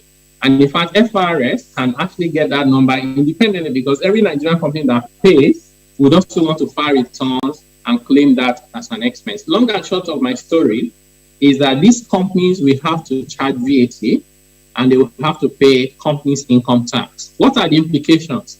More revenue for government. And if this is well managed, I think it's a good one. We just have to be careful that we avoid unintended consequences. There could be challenges with enforcing compliance. If any of these companies, global companies, refuse to comply, what will Nigeria really do? Right? We can stop Twitter, but there are so many of them that we cannot stop. If I go to App Store now to go and download an app, who will know that I downloaded an app? Who will collect the VAT if Apple refuses to charge VAT? For example, I'm not saying that Apple is refusing, just an example. And the affected companies may pass the cost to the Nigerian customers. So, and this is common sense, right? So if the service provider does their analysis and they see that this is no longer profitable, they will adjust their pricing to accommodate the extra amount they need to pay to government as companies in contact. And of course, the VAT is clearly going to be imposed for you to pay. I think many Nigerians do not fully understand this. And it reminds me of Donald Trump, who said to Americans, we have to make China pay taxes. So we are imposing import duties on Chinese goods. And many Americans clap for Donald Trump, not realizing that when you impose import duties on Chinese products, it is not the Chinese that will pay it, it is the Americans that will pay it. Next is the restriction of capital allowances. There are two issues here. Number one, government says, based on the law, if you incur an expense and the expense was not incurred to generate taxable income, then you can't claim a deduction for it. It's just common sense, right? You've spent 1 million naira to generate 5 million naira. The 5 million naira is exempted from tax. So why are you claiming deduction for the 1 million? That's golden principle in the tax law. But we have not historically applied this principle to capital expenditure. We applied it to revenue expenditure, but we did not apply it to capital expenditure. So this Finance Act 2021 is saying this must also apply going forward to capital expenditure. When you buy a vehicle for business, but they are generating income, and that income by provisions of other laws is not taxable. So you cannot claim the deduction for the vehicle, right? Except if the portion of your non-taxable income is insignificant, defined as 20% or less. So government say, well, we can let you just enjoy, these extra benefits if your non-taxable income is not significant. And I think this is right and it's appropriate to do it. The one that I have reservation about is that the Finance Act 2021 also says that for small companies that enjoy exemption, government introduced in 2019 Finance Act, exemption for small businesses with turnover of 25 million or less, and a reduced rate of 20% for medium-sized companies turnover between 25 million and 100 million. That was a very good one. But what that meant was that a small company could be exempted from tax, but be keeping its capital allowances for when it becomes taxable. When it becomes taxable, it then claims deduction for the assets that it bought for many years, including the period when it was exempt from tax. This made the exemption extremely generous, even more than what it seems to be on paper. Now, in an attempt to correct that, over generous, incentive, this Finance Act says, even though a small company is exempt from company's income tax, the small company must still go ahead and calculate its capital allowance as if it was going to pay tax on it, use it for tax allowances. And any capital allowance that has been calculated, including the ones brought forward from prior years, will be deemed to have been utilized and will not be available for future use. So my analysis is that this may turn out to be worse off for many SMEs than even when they were not exempted at all, especially SMEs that have low margin business or those that are not very profitable. I do think while this amendment is necessary, I think it's an amendment that needs further modification, which we need to simulate to try and make sure that ultimately small businesses are not worse off. Minimum tax was reduced from 0.5% to 0.25% as one of the responses to COVID-19. And this was done via the 2020 Finance Act. But there was a mistake. Government says take this reduction for the next 2 years. But the 2 years was eventually when the law was passed by the National Assembly. There was a mix up between financial period and year of assessment. And for those who know a bit about tax, we know that those are two different things. So when you say 2022 year of assessment, you are talking about 2021 financial year. So that mix up meant that at the time the law came out, 1 year was already in the past. And FRS said we cannot go back in time because the Constitution forbids us from doing retrospective application of the law. So this 2021 Finance Act has now corrected that, and it gives another carrot to the taxpayer. It says, actually, you know what? We want to allow you to go back if you want to as a taxpayer. We are extending this period to 3 years, and the taxpayer can select any 2 years of their choosing within those 3 years for which they want to enjoy these tax rebates. So this is good news for the private sector, for those who are paying minimum tax. You have the opportunity now to save some money, deciding between January 1st, 2019 to 31st December 2021. Those are 3 financial years, any 2 of those for the period to enjoy the minimum tax. In terms of implication, these are really opportunities. You just need to think about how to optimize it for your own business if you are impacted. But another important comment for me is that we need to get to a point very quickly where we get rid of this minimum tax completely.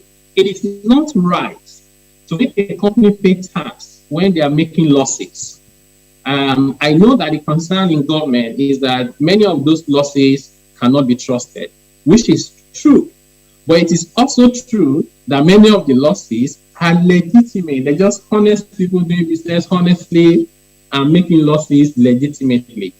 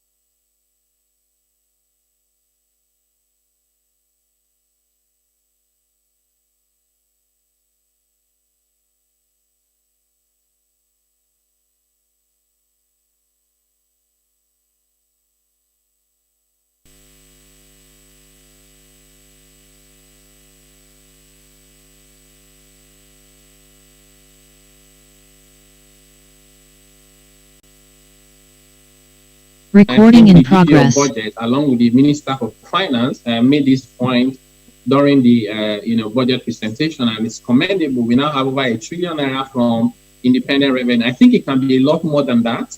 I hope that we get to a point where, rather than even asking them to spend not more than 50%, we say don't spend anything, just put everything where it should be. Submit your budget and let's monitor what you're spending. The Fiscal Responsibility Act has now been amended to allow government to borrow for capital expenditure, human development, and reform of critical national importance. Capital expenditure is defined to be any expenditure that will have on assets that will last more than 1 year. Human development is not defined. Critical reform is not defined. I think that we should define all three of them, and I think that our capital expenditure should not be an asset that can last more than 1 year. That doesn't mean that the asset is useful. I can just be buying laptops and buying generators, and I say it's capital expenditure. Meanwhile, it's not really adding a lot of value to the economy.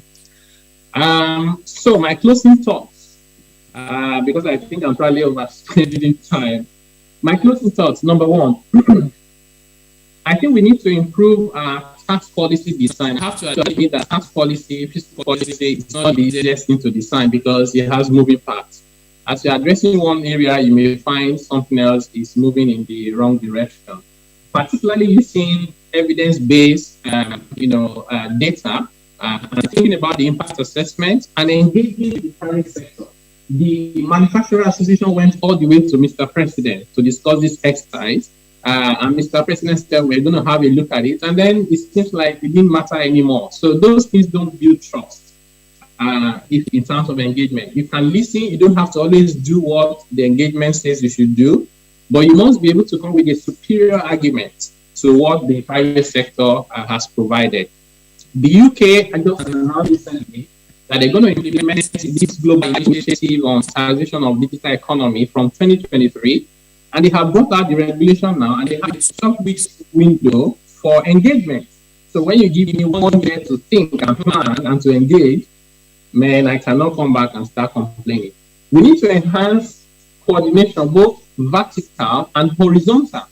So vertical between, federal and subnational and local government, because Nigerians don't care whether, if your road is bad, you don't care whether it is federal road, just know the road is bad. And also horizontal coordination, whether it's fiscal, monetary, other trade policies between different arms of government is important. Number two, we must take specific transformative fiscal policy actions. I like the National Development Plan. I'm hoping that when I see the volume 2, it will have very specific action plans like harmonized tax agencies, repeal many multiple taxes in Nigeria.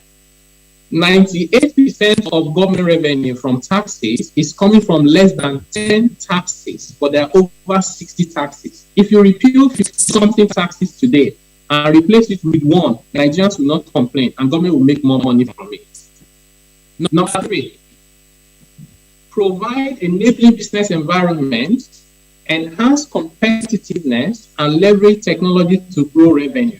We have to remind ourselves that taxation is how government shares in the prosperity of individuals and enterprises. So for me to share more, I must make more money. Elon Musk was going to pay about $11 billion in taxes. If it wasn't, successful, he wouldn't be paying the taxes. Apple is now worth more than $3 trillion. We easily say Apple, but those are actually Americans. Majority of Americans who have investment in those companies, so they can pay a fraction of their prosperity. And finally, all stakeholders need to play their part. It's easy to point one finger, but sometimes we are not mindful that 4 is facing you. All stakeholders to play their parts and contribute to the broader conversation about the social contract. The social contract is there's something for me to do as the individual, as a citizen. There's something for government to do. Together, we can have the nation that we can be proud of. And like Abraham Lincoln said, the best way to predict the future is to create it. So thank you for your kind attention. Thank you very much, Taiwo. Thank you very much.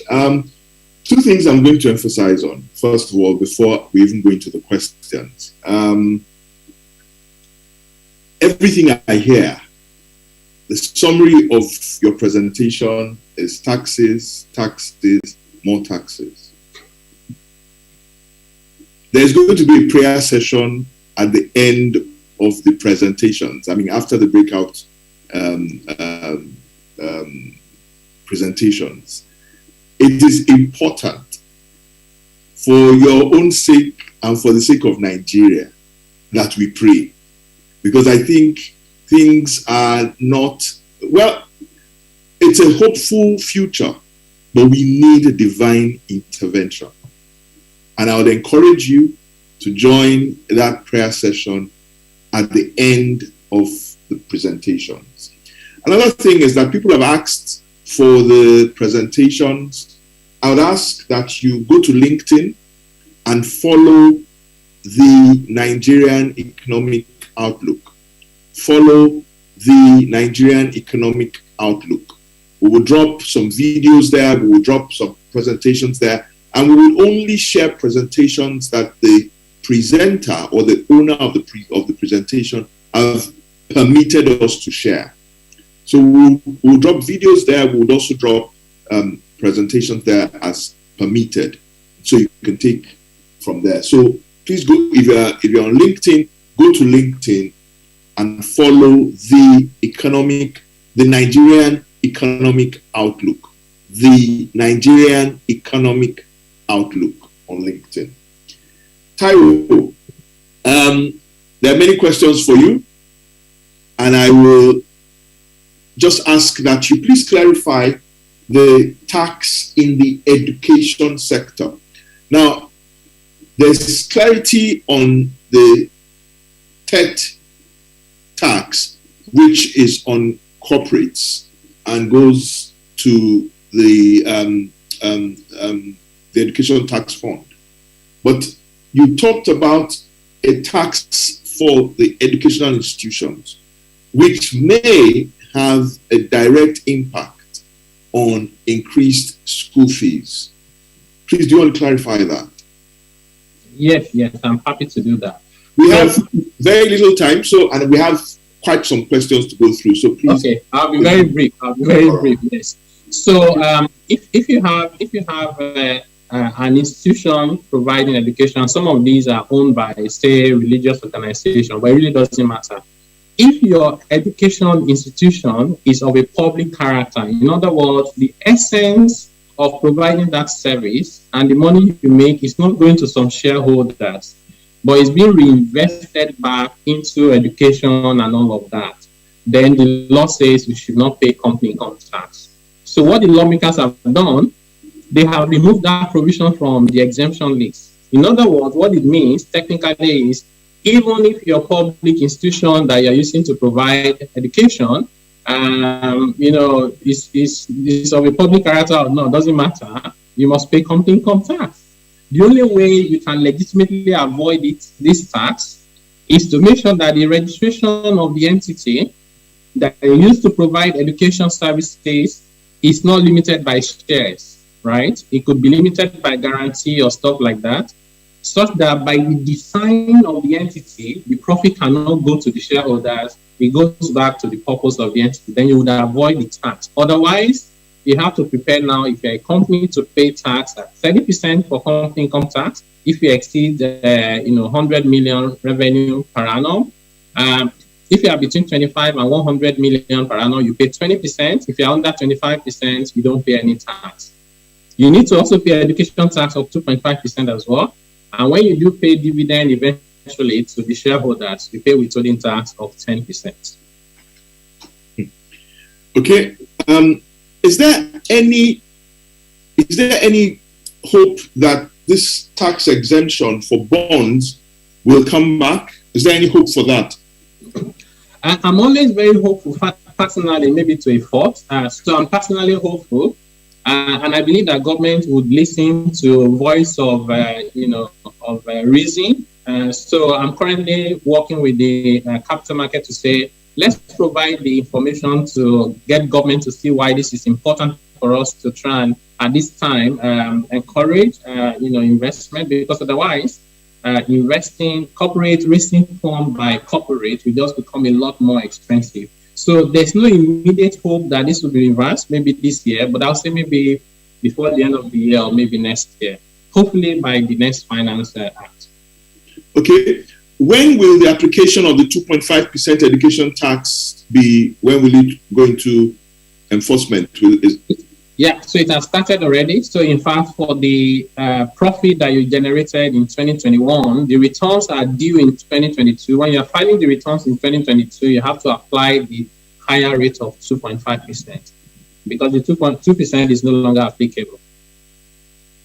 Okay, someone's asking about the sense behind the tax on soft drinks. I think you explained that enough. And, you also just opposed it with other environments, the sugar consumption, our sugar consumption, the fact that, healthcare is a social amenity there. Here, so is there any hope that anybody's going to listen to this sense that you have just unveiled? I'm very positive. I'm hopeful because I know that the manufacturers continue with their engagement. And I'm hoping that at the right time, maybe government will say, you know what, maybe we're still going to implement it, but not immediately. I just think the timing is the biggest issue for me. The food and beverage subsector of manufacturing is the largest, about 38%. And we all agree that manufacturing is struggling. And it's one sector that is guaranteed to create employment. So if anything at all, we should help them create growth and development. If we cannot give them palliative, we cannot increase their tax burden. Taiwo, where is hope? Where is hope for SME, small investor, small entrepreneur? Where is hope? I think the number one hope for me is that government... Can I intervene on this sugar thing? Okay, yes, please. Please go ahead, sir. Basically, first of all, this is not something that is new. This matter has been under discussion since 2016.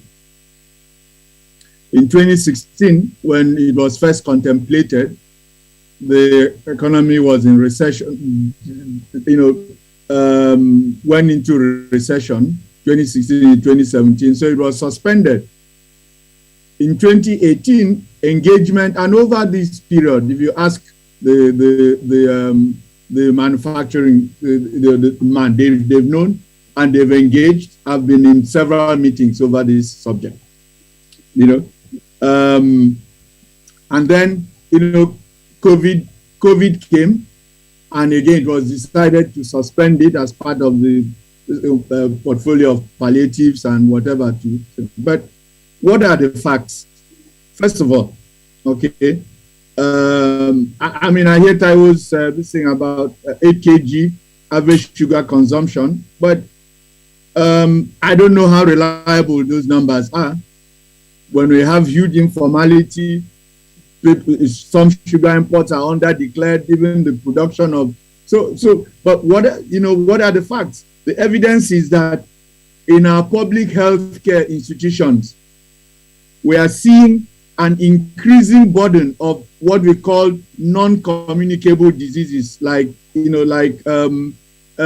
diabetes. Our public healthcare systems are struggling with dealing with communicable diseases, already. And then when you add this, so it's important that government acts. At the same time that the manufacturers are saying, no, don't do this. There's another stakeholder group, the health community. The CSOs in the health sector have been pushing for this for years. It's government that has been saying, wait, hold on, not time yet. Let's hold. But look, across the continent of Africa, and that's the argument that some have made. Coca-Cola is in practically every country in Africa. There's no other country in Africa where they don't pay excise, except here. I'm not sure that the healthcare systems in all of those places are better than us. Again, when we make those comments like, in Nigeria, people pay for their own healthcare. It's not actually, for most of those connected on this platform, that may be correct. But the generality of Nigerians who actually seek healthcare access the public healthcare system for all of their deficiencies. They access the public healthcare systems where services are either free or subsidized. The federal government is by far the largest employer of doctors in Nigeria. Those doctors work in public healthcare institutions. It's not in private institutions that government is paying doctors to work in, even though it's the same doctors that the federal government employs in its hospitals who are, working as consultants in the private, health institutions. So, there is the evidence that this is a situation that we need to deal with. We need to nip it in the bud. We don't want to wait till it gets to the crisis levels that they have in America in terms of sugar consumption before we begin to deal with it. Let's again look at what are the facts. Taiwo said it will average 5%. I don't know, but it's 10 naira per liter. The average pack size of carbonated drinks is 33 cl bottles or cans. That means, 3 of those will give you the 1 liter.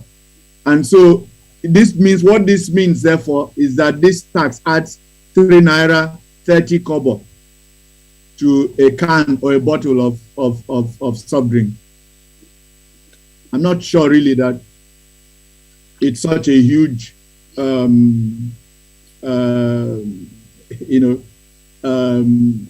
impact at that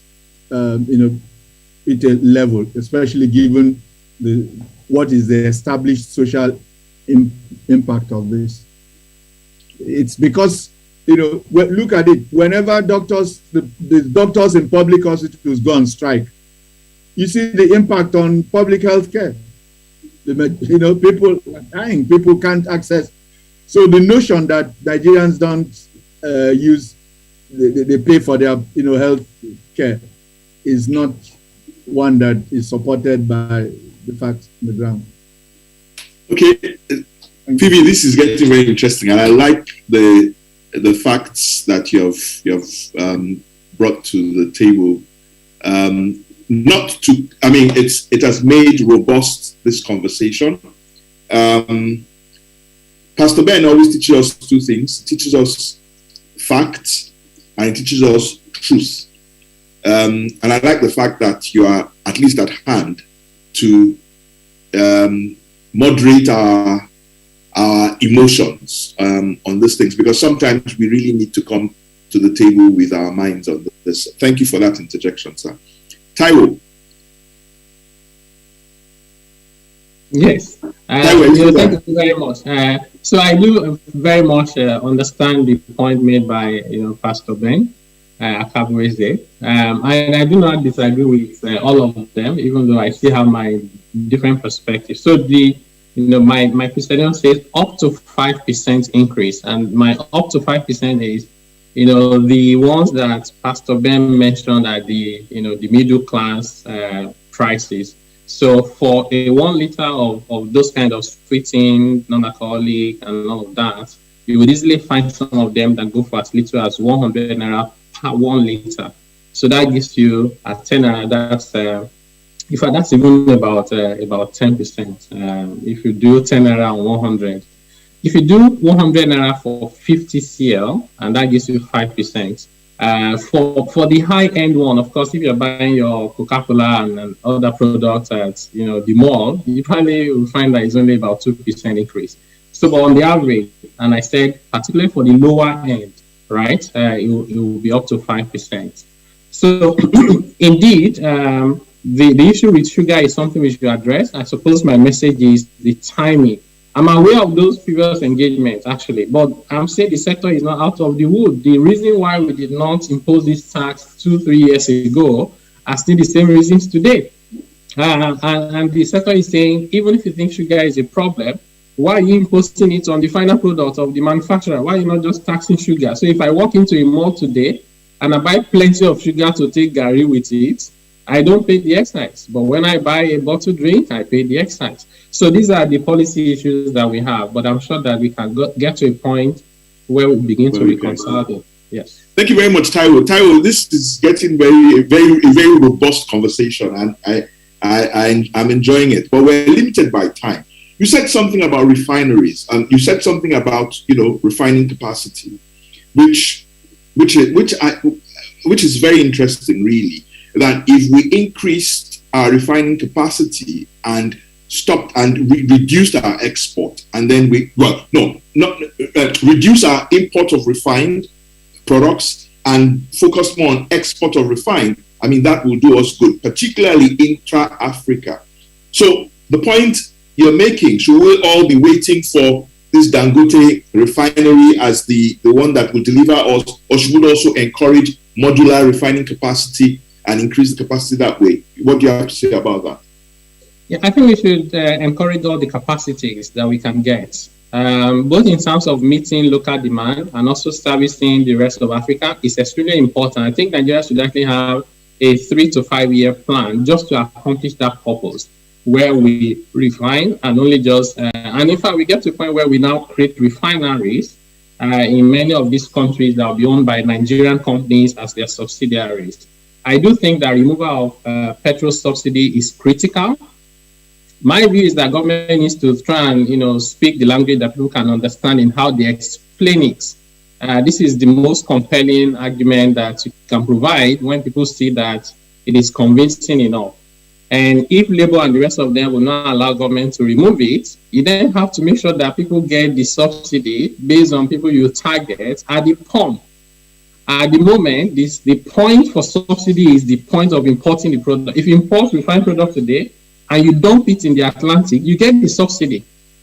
That's where the problem is. That's why people can smuggle it to other countries. The more the price of oil goes up, the higher the incentive to smuggle, the higher the damage to the treasury. So we need to address this, and then it will help us on the second hand with the industry sector, refining, exports, earning foreign exchange, and it just looks very promising to me. Taiwo, thank you very much for your insight. Most importantly, thank you also for your work with government. I mean, I wouldn't have thought that you were really, I would have looked at you more from the PwC side. I wouldn't have thought that you were also at least influencing and challenging government on many of the things, many of the policies. Well done. And we thank you for your time with us. This is the second time you will be with us. Please come again when we invite you. Thank you very much. We appreciate, the time that you've spent with us, and we appreciate your insight. Thank you very much for having me. Thank you, Taiwo. We're going to move on to the breakout sessions. I'm going to ask Henrietta to again to emphasize or to give us clear information as to how we get into our breakout sessions. Our breakout rooms. Henrietta, are you there? Yes, I am. Thank you very much. Good afternoon, ladies and gentlemen. We have had a very interesting morning, and we are about to go into the breakout sessions now. We are opening up the breakout rooms. There will be 3 breakout rooms. The first breakout room will have the sessions on economic growth and development and infrastructure. Speaking to economic growth and development, we have Professor Mike Obadon. And speaking to infrastructure, we have Mr. Uche Oji. In the second breakout room, we have social development and regional development, and the speakers in those rooms are Mrs. Miriam Uwais speaking to social development and Dr. Bode Oyetunde speaking to regional development. And in the last room, we have public administration, and we were meant to have human development, but unfortunately our speaker on human development is not able to be with us today, so we will only have public administration, and speaking to that topic is Dr. Goke Adegoroye. The moderators for each of those rooms, breakout room 1 is Jumoke Ogundare, breakout room 2 is Tola Adeyemi, and breakout room 3 is Bumi Popola Modi. Now we're opening up the breakout rooms, and you will see these 3 breakout rooms up on the screen, and you are now free to go into those rooms of your choice. Again, just to reconfirm, the first breakout room is economic growth and development and infrastructure. The second is social development and regional development. The third, public administration. The rooms are open now. So please select the room you would like to go into and go into those rooms.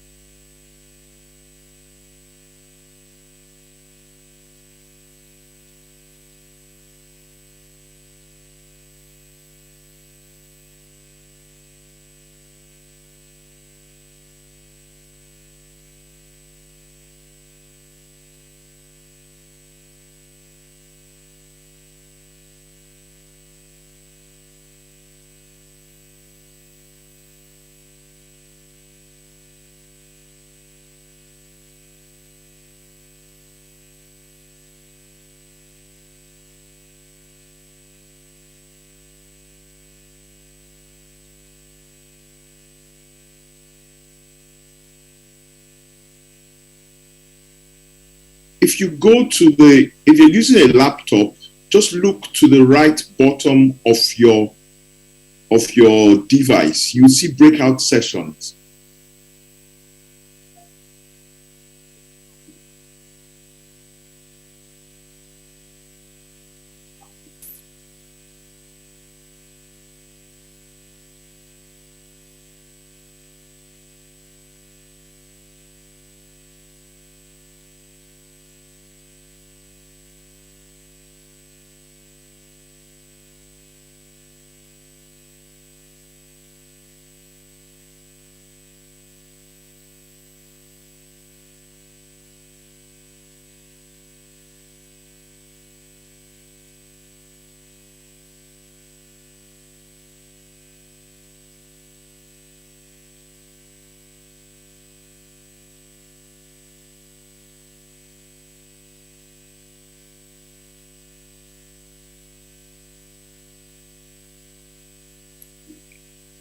If you also look at, if you write popping up on your device, you would see the 3 breakout sessions all you need to do is go to the button join and press join.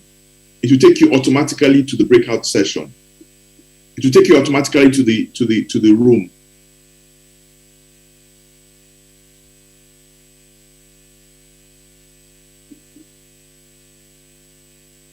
So if you look right in front of you, you would see there's a pop-up that's showing the names of people in rooms. Choose the room that you desire to join.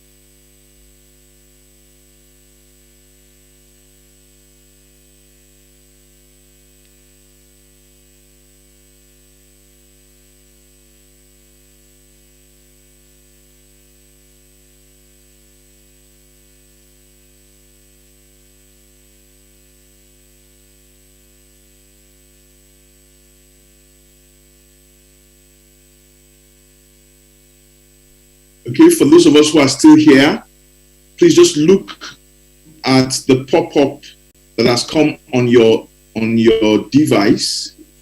Choose, you'd find the rooms, economic growth and development and infrastructure.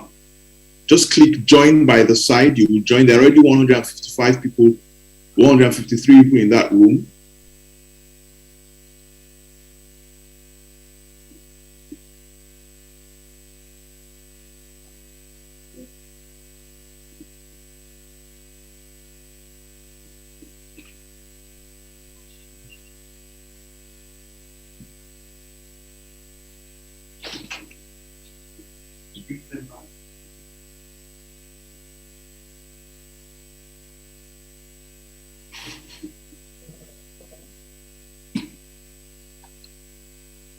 May not.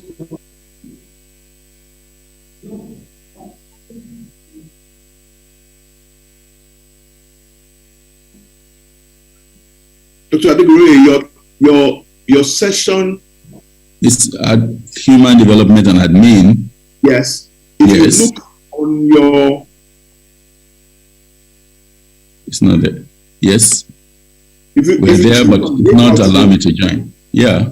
Click on breakout rooms. Mm-hmm. Something pops up. No, I'm already on human development. You know. Oh, you're already there. Yes, but are you already inside there? No, it's not. It's not. It's not popping up to make me join. Click on breakout rooms. Yeah. If you click on breakout rooms. Okay. Has something come up? No.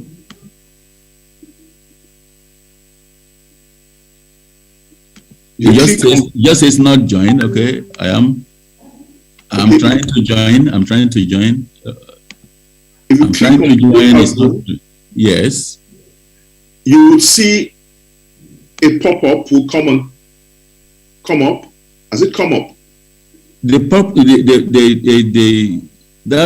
has come up with some names of 25 names. I just need to. Okay, I just need to join with green. My name is there to be. We go to the side of human development and public administration.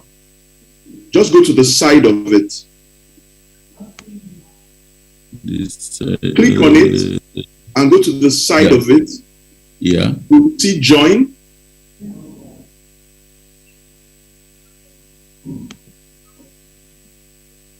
Have you seen join, sir? No, still hasn't. It hasn't. There are 27 people there. It hasn't.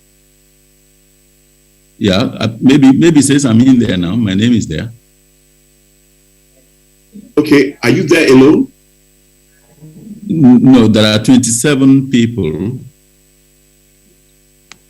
There are 27 people with me there. We're all about, yeah, okay. No, sorry. Yeah, okay.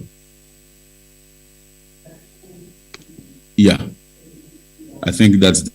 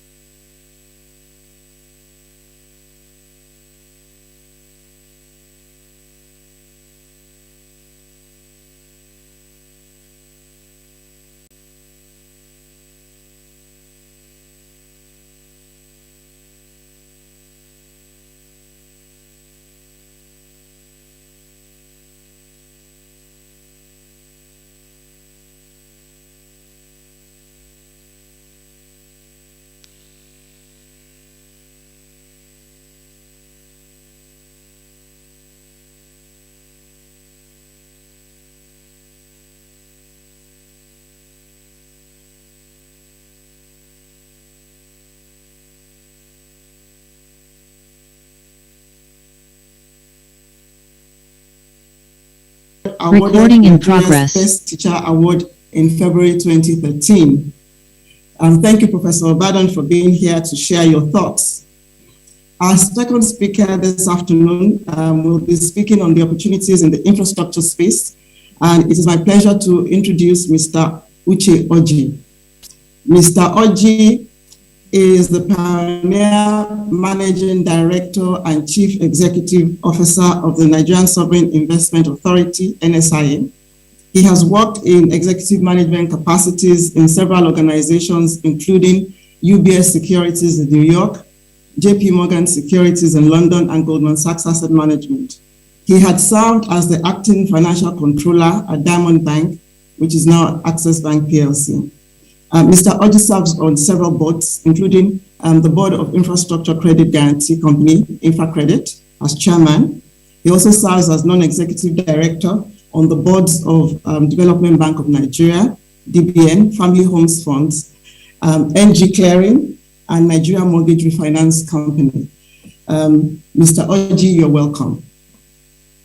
To kick off this afternoon's presentation, ladies and gentlemen, may I ask that we will take all our questions during the Q&A session, which comes at the end of the second presentation.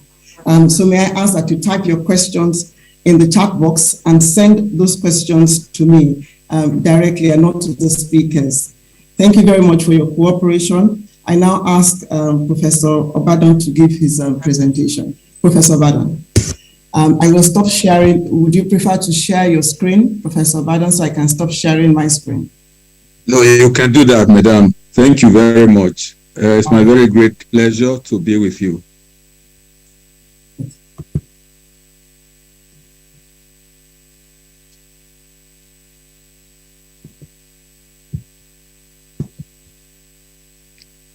Okay. Can we?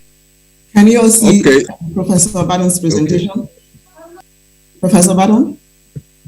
Yes, madam. All right. Yes, stage. Please go ahead, Professor Badon. Okay. How much time do I have, Madam Chairman? You have 30 minutes. Okay, to make 30 your minutes. Presentation. Yes, thank you. Okay, next slide, please.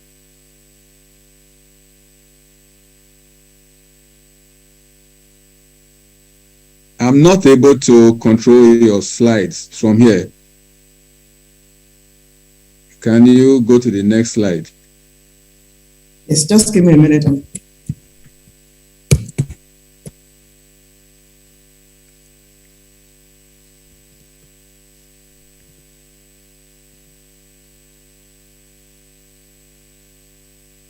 Or should I try to share from this end? Please go ahead.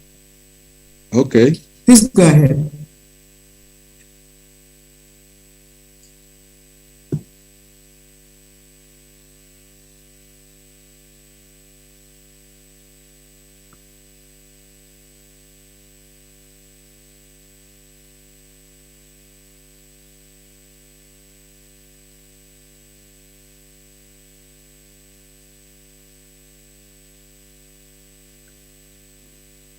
Okay, thank you very much, Chairman, ladies and gentlemen. As already introduced, the cluster I am presenting is Economic Growth and Development Cluster. And I want to say generally that the National Development Plan 2021 to 2025 is predicated on a very robust macroeconomic framework, which is part of the Economic Growth and Development Cluster. And the Growth and Development Cluster has 8 chapters or 8, sections. Now, the macroeconomic framework is the backbone. I'll first of all look at the macroeconomic framework. The macroeconomic framework is the backbone of the plan. Okay, I think I was having some challenges there. Like I said, the macroeconomic framework has 8 sections.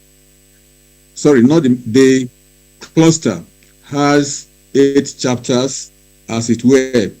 And so my presentation is structured along those chapters, which you see on the screen, the macroeconomic framework, the sectors, which have agriculture and food security, integrated rural development, manufacturing, oil and gas, solid minerals and steel development, culture, creative, hospitality and tourism sector, and then finally the business environment, trade and competitiveness sector. And the macroeconomic framework is the backbone of the plan. It is designed, it forms the basis for the design and strategic orientation of the plan. It also set the parameters, strategies, and priorities of the plan. And it enabled, the projections in various areas of real sector, the fiscal sector, monetary sector, and external sectors. Please just give me 1 minute to sort out, I want to exit the full screen so I'll be able to see the screen properly.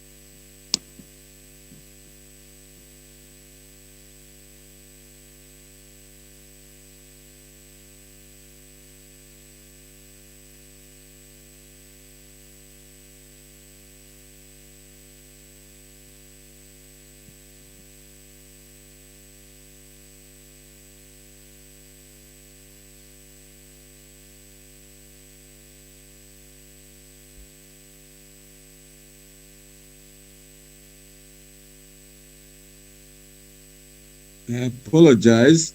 I think the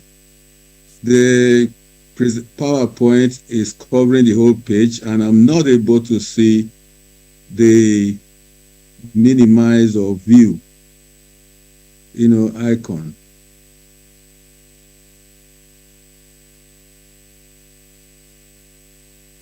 Sorry, Professor, if you go to, I think on the top of where you have view, there are 4 boxes there. If you click on the first one, it should minimize that view so that you can have a full view of the PowerPoint presentation. Yes, I think that's even the issue. I'm not even seeing the view icon. Unlike before, I used to see it, but on this occasion, I've not seen it. Sorry, Prof. You can press escape, sir. Okay.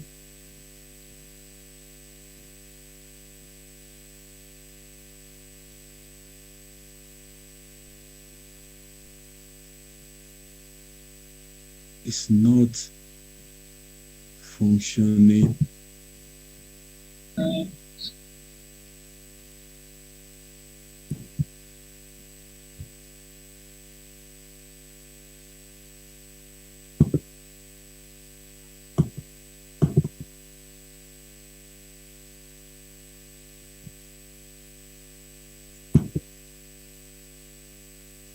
Okay, let me just carry on.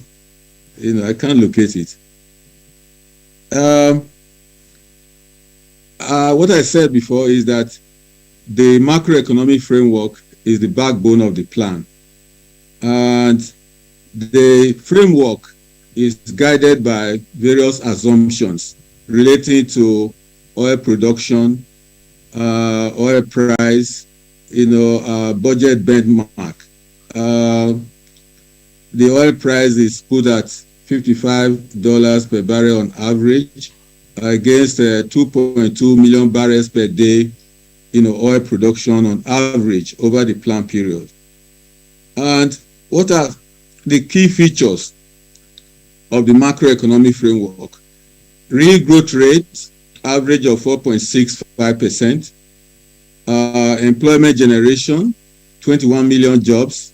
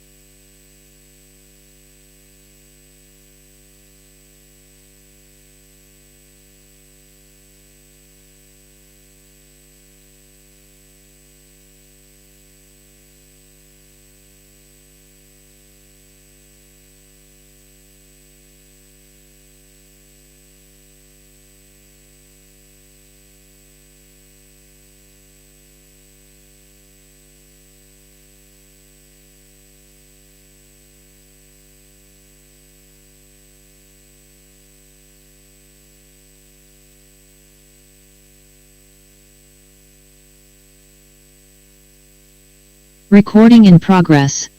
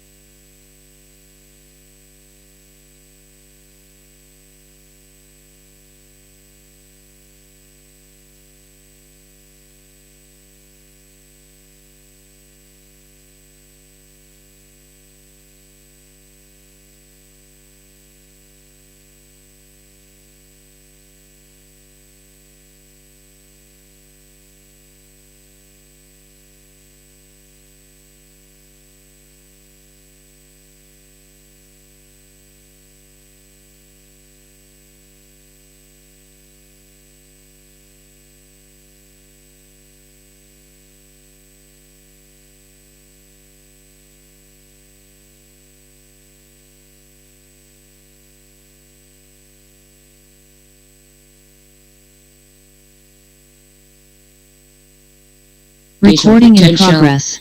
Also in the concessioning of 8 dams with capacity for generating 2,780 megawatts. There's we need to facilitate, or the opportunity is there to facilitate the deployment of innovative solutions through technology, research and development. And we need to also see how we can work with the PWASH program, an effective collaboration to meet current demands for water and sanitation.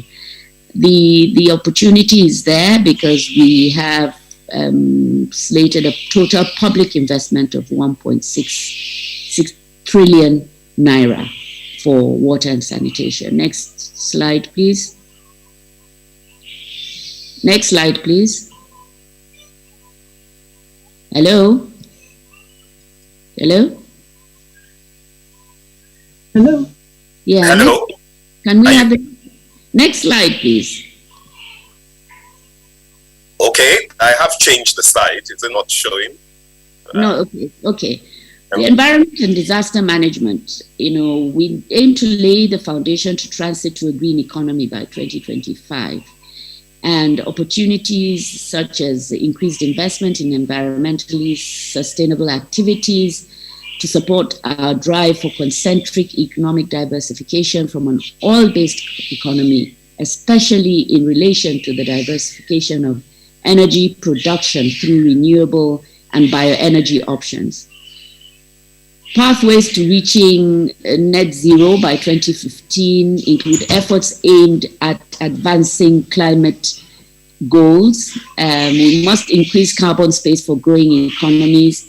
Nigeria is home to the world's youngest and fastest growing population. That in itself is a huge opportunity. The scale and quality of electricity is bound to increase significantly in relation to creating jobs and enabling a climate-smart industrialization. So circular and bioeconomy practices hold great potential to drive innovation and job creation through new businesses as well as local agriculture and health. We're looking at adopting clean cooking initiatives, incorporating the circular economy systems and strategies through waste prevention and waste management, as well as recycling across the manufacturing industry. Developing efficient disaster management systems to avoid loss of lives and build resilience, creating sustainable supply chains, integrating responsible investment and leveraging on sustainable finance. Another area that we really need to work on, and that is a huge opportunity, is of course impact investment with social entrepreneurs, where it's a win-win situation. If we can encourage impact investment, we really will be able to raise the finance and make an impact on these areas that are so key. We need to leverage on natural resources for import substitution and foreign exchange earnings. And participation of Nigeria in the Paris Climate Agreement makes us eligible for external finance and technology assistance. So this is also an opportunity. with women and gender equity, target is to improve gender parity and reduce gender-based violence through various empowerment and skill acquisition programs. The deliverable outcomes would indicate increased numbers of women participating in all sectors of the national development, so the economy, the social sector, and also the political sector. So we're looking at education, especially in relation to the girl child. We're looking at women being engaged, supported to be engaged in agricultural activities and having access to credit, loans, and facilities. We're looking at entrepreneurial and vocational skills to make women self-sufficient, less dependent, and improve their standard of living. Where an opportunity that is evident is the glowing concerted international commitment to hold government accountable, placing the female gender at the heart of policy making. This is mainstreaming gender to promote peace and sustainable economic growth. The African Free Trade Agreement has great potential.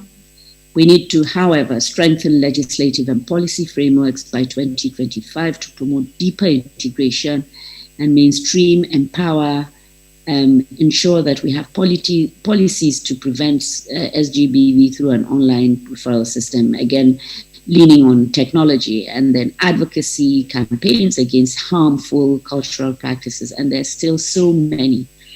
And then an estimated 108 billion is to be allocated to achieve the goals. Next slide, please. Population and identity management. So the idea is to harness our population through effective data management for sustainable and inclusive development.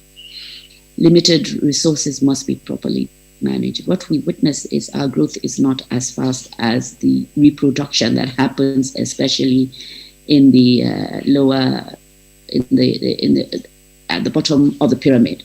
So we need to first and foremost, do something about this population, manage our population, but we have to also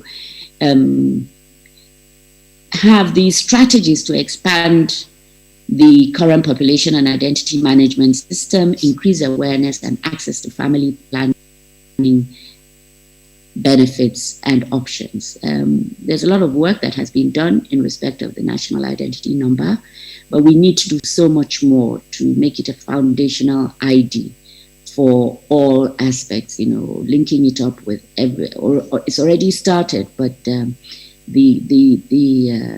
target is to raise it by 2025. And we need to introduce measures to curb urbanization by increased economic opportunities in rural areas. Most rural folk believe that the streets of the towns are paved with gold. We need to make it it's productive for them to remain in their communities. We need to look at the Child Rights Act. We need to curb child marriage, as I had said. And that's the only way we can become a global economic leader, if empowered through skills development and proper infrastructure. We're looking at 42 billion for this particular sector. With poverty alleviation and social protection, the projections are anchored on government's target to lift 35 million people out of poverty by 2025. And opportunities include budgetary, having to streamline and understand and ensure that there's no overlapping of all the budgetary provisions that come across all the NDAs.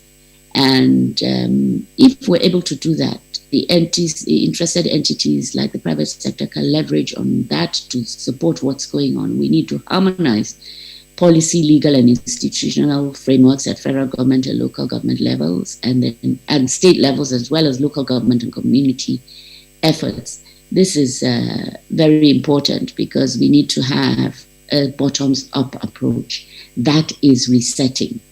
We need to diversify revenue-generating streams. And the federal government, the Federal Executive Council recently, or about 8 months ago, approved the National Poverty Reduction with Growth Strategy. and it has on the advice of the Presidential Economic Advisory Team, and they have suggested, or they have recommended, certain ways in which we can source for finance for the social sector. We also need to overhaul existing insurance schemes and look at digital skills and creativity to enhance productivity, an improved knowledge economy, especially for women and youth.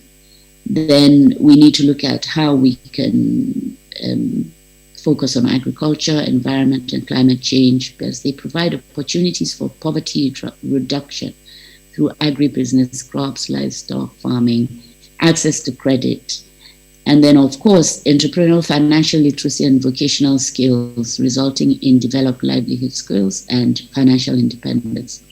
We're looking at 5.4 trillion to be allocated to this sector between 2021 and 2025. Next slide, please.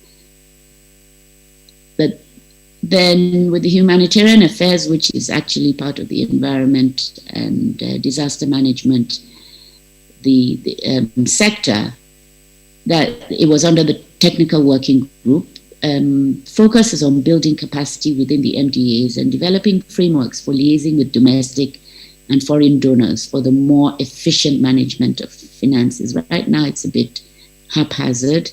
The donors tend to decide what they will focus on, and there has to be some framework that actually harmonizes and drives concerted growth in the areas where they're really needed. An estimate of 1.707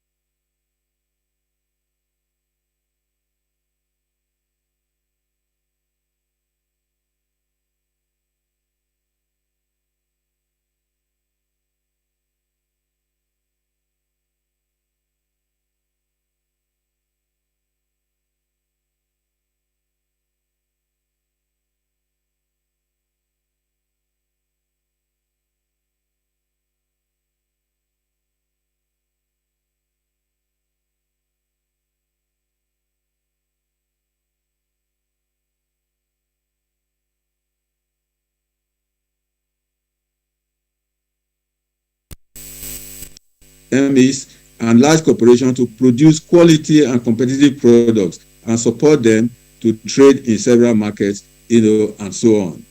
Now, in conclusion, Madam Chairman, I will just say that the National Development Plan is a robust plan, with a relatively large size.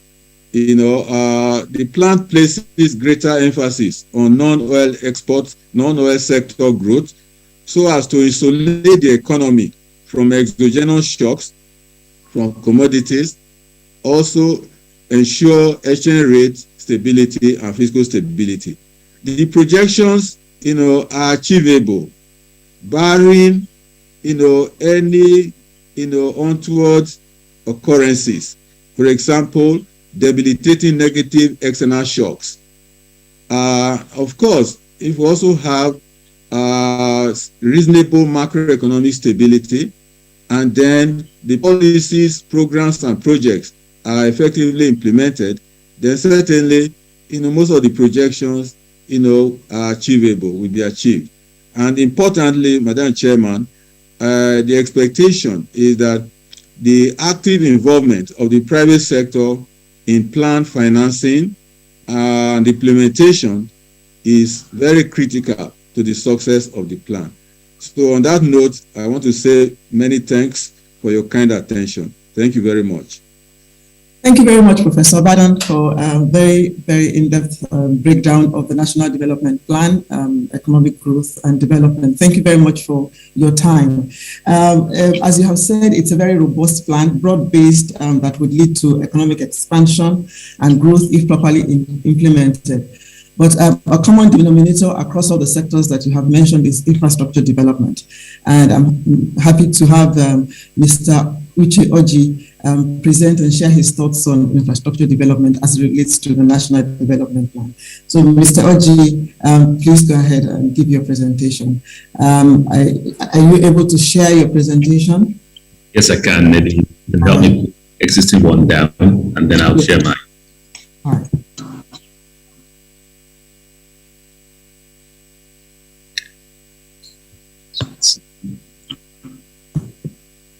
Please go ahead. All right. Thank you very much. Good afternoon, everyone. I'm sorry that I will probably have to move a little bit faster than I'd like to, just to make sure that we capture all the points.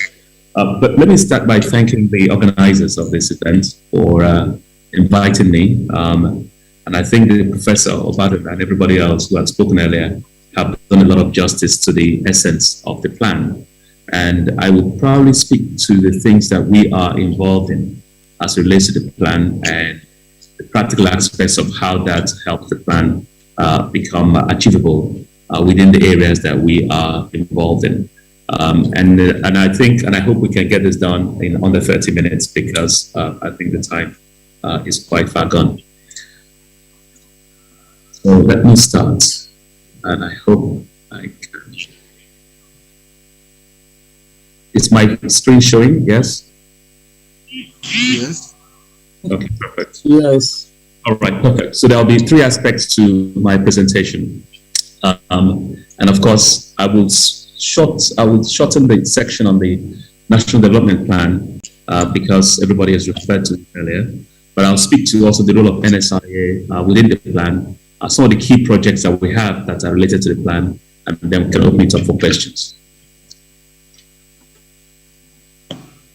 So key points. I mean, I think I don't want to belabor this too much. The plan takes over from the Economic Recovery and Growth Plan that expired in 2021, and the National Development Plan takes us from 2021 to 2025.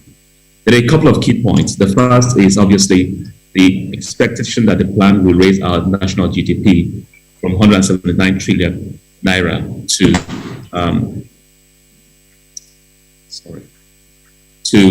roughly 329 trillion. That's taking us from $427 billion, $26 billion GDP to closer to $770 billion GDP. And of course, we are looking for this to create 21 million jobs and expecting to see funding from both private sector and public sector, especially as relates to infrastructure. Now, let's look at the key goals of the cluster of the plan, key goals of the infrastructure cluster of the plan. First, roads. The plan intends to increase paved roads from 60,000 kilometers to 70,000 kilometers and reduce the number from third roads from 135,000 to 125,000 kilometers. This is still, on one hand, it's realistic, yes, but that just tells you the scale of investment required in roads in Nigeria. And this is to say that we are still less than 40% of our total roads are tarred in Nigeria. And even with this plan, we still have less than 40% tarred in Nigeria, less than 45% tarred in Nigeria. Increase the maintenance of roads from 45% to 75%. Again, very important, and there are programs that have started that I believe will help deliver these aspects. In power, it's looking to increase transmission from 3,592 to 10,000 megawatts. But the part that I found quite fascinating is actually optimizing existing generation capacity from 7.1 gigawatts to 25 gigawatts. That speaks to the fact that we have existing capacity that can actually generate a significant amount of power that we haven't yet tapped. So there's opportunity here. Renewable energy going from 13% to 23% of our total electricity generation. Again, very important goal that I think is, quite frankly, over the next 5 years, achievable.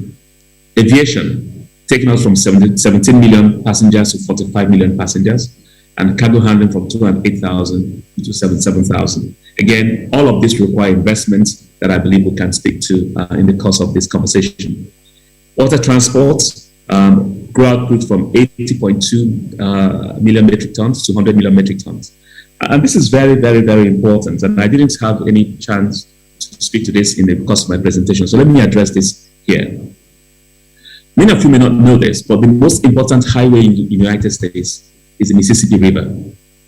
It's not the road that runs from California to New York. It's actually not the which is called Highway 1. It is the Mississippi River. It's considered the most important highway in the United States of America. In a similar manner, we should be able to consider River Niger the most important highway in Nigeria. There's no reason why we should not barge our products from the ports to Ajaokuta and to other parts of the country. Very important that we develop water transport, because if we do, we should be able to increase 50% as the target of the plan. So a lot of investment required in dredging, in barging, and in water transportation, particularly in our ports. Housing. The plan speaks to increase affordable housing from 500,000 units per year to 1 million units per year. And in so doing, reduce rural to urban migration from 6.5% to 5%. Digital economy. Increase broadband penetration from 40% to 60%, ICT contribution to GDP to 12.5%, and enroll 500,000 youth in advanced digital skills acquisition programs. Healthcare. Again, we consider healthcare and education as infrastructure. They are social infrastructure, very important areas for people to focus. Increase health coverage from 5% to 25%, increase average life expectancy to 56 years, and increase number of institutions offering health services through PPPs from 23,640 to 40,000. Again, this is the NSIA has through PPP developed the cancer center and also developed radiology diagnostic centers in Aminu Kano Teaching Hospital, Kano, and Federal Medical Center, Umuahia. Our new plan at the NSIA is to roll out across 23 more institutions in the country in the next 2 to 4 years. And this is including 2 more oncology centers, many radiology diagnostic centers, as well as pharmaceutical manufacturing. So very important that people look at the opportunities in PPPs in healthcare. Education. We are planning to reduce its out-of-school children from 10.5 million to 5 million. That is still a lot, but a significant reduction. And improve literacy and increase number of high institutions ranked amongst the top 1,000 from 4 to 10. Very practical plan, very important key goals that need to be achieved through the infrastructure cluster of the NDP. And so let me go on to the next part of my presentation. So in all of this, how does the government plan to fund these plans? Of course, we've talked about the budgetary planning, funding element, significant amount, but the government is going through a lot of public-private partnerships, which are doing through concessions and capital recycling.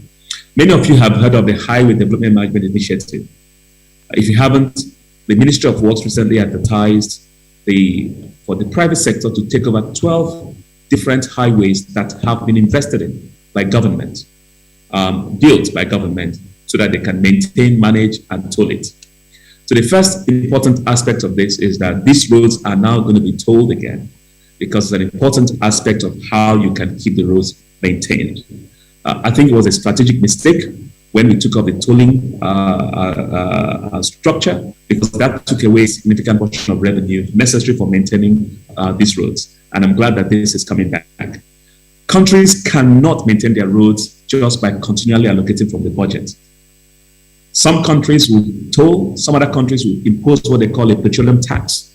So in your petrol, for every liter you buy, you pay a little bit of tax, which is used for road maintenance. We don't have any of those, and this is why the roads are in a bad shape. So this concessioning of existing roads will help us raise some tolling revenues and keep the roads maintained. The airport concessions have already been announced. The 4 airports are going to be concessioned. Very important, because that also will bring in the necessary investments. So there are PPP opportunities that are being talked about for both highways and airports. And I'll speak a little bit about this because the NSIA is involved in 3 of those, 3 major PPP projects for highways. The government is committing to also providing all sorts of credit enhancement facilities. Viability gap funding, contingent liability management, minimum revenue guarantees. They will also provide project development and assessment facilities. So this is money you're going to need to assess and develop projects. Very new, very important, and very interesting. And we're looking forward to the implementation of this, because one of the areas where many people fail is the ability to actually fund the development of their project. So this will be very, very important. Capital markets will be a source of capital, of course. The government is looking to issue 100 billion naira annually of sukuk. The Presidential Infrastructure Development Fund, which is the fund managed by the NSIA, is 1.27 trillion naira, and I'll speak on this a little bit later. But this is the fund through which we are rebuilding Lagos-Ibadan Expressway, Second Niger Bridge, and Abuja-Kano, Kaduna to Kano Highway. And this one will also look at tackling Mambila Power. And initially, East-West Road was part of this fund, but at the request of the Ministry of Niger Delta Affairs, we removed East-West Road from this fund and handed it back to the Ministry of Niger Delta Affairs. Third option, Infraco. Many of you have heard about Infraco.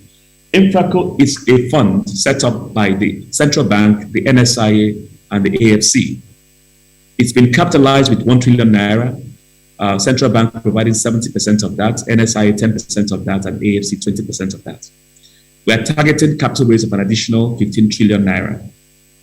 This fund will be managed by 4 independent portfolio managers. They've been selected and appointed.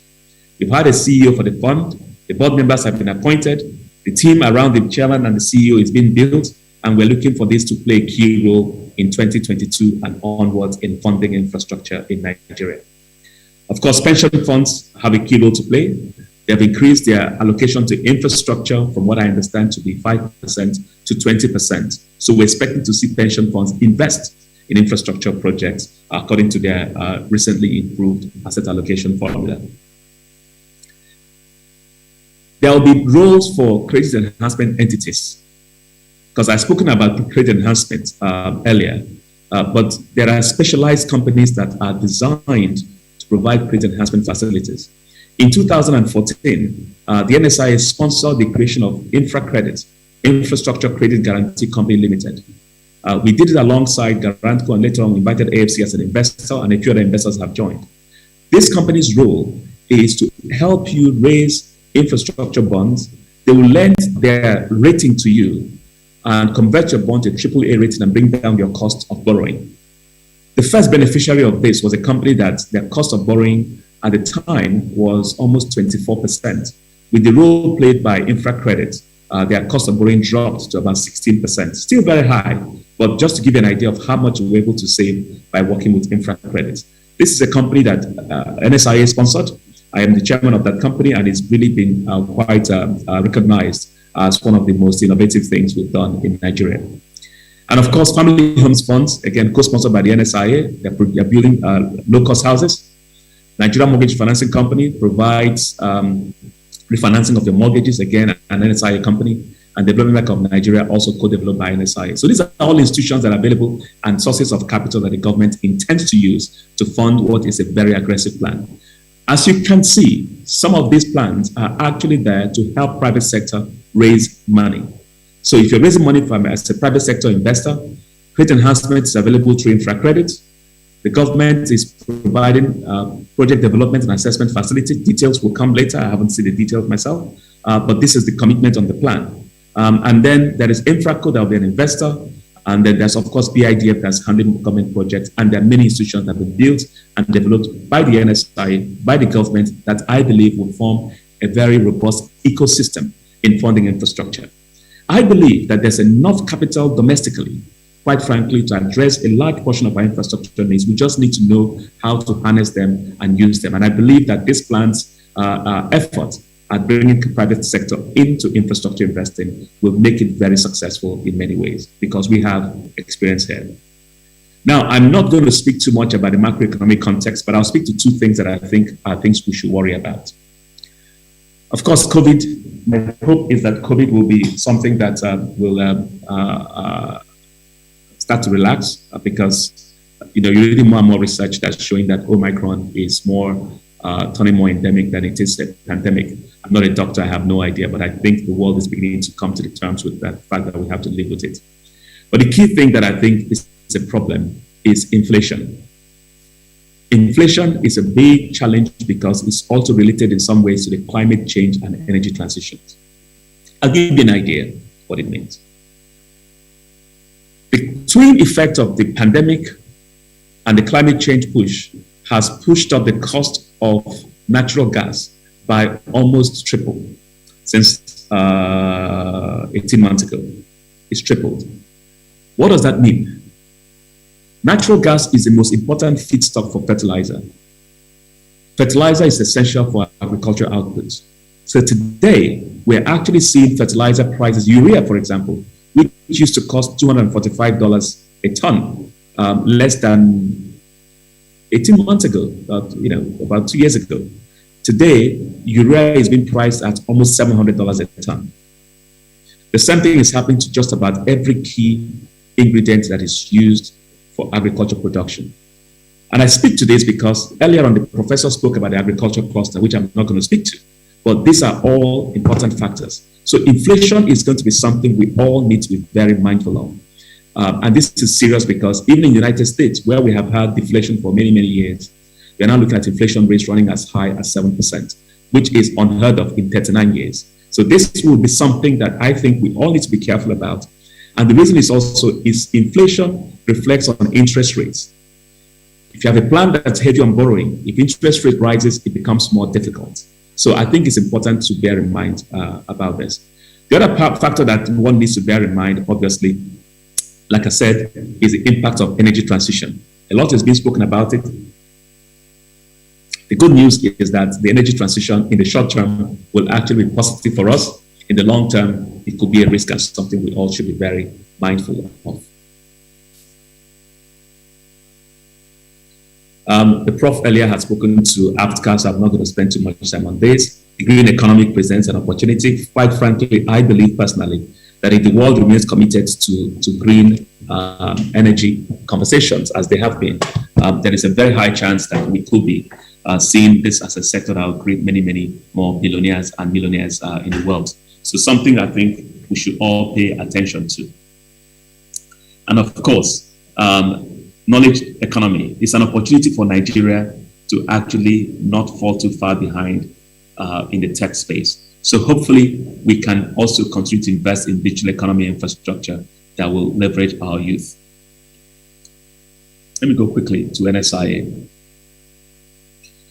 NSIA runs 3 funds. We run the Stabilization Fund, the Future Generations Fund, and the Infrastructure Fund.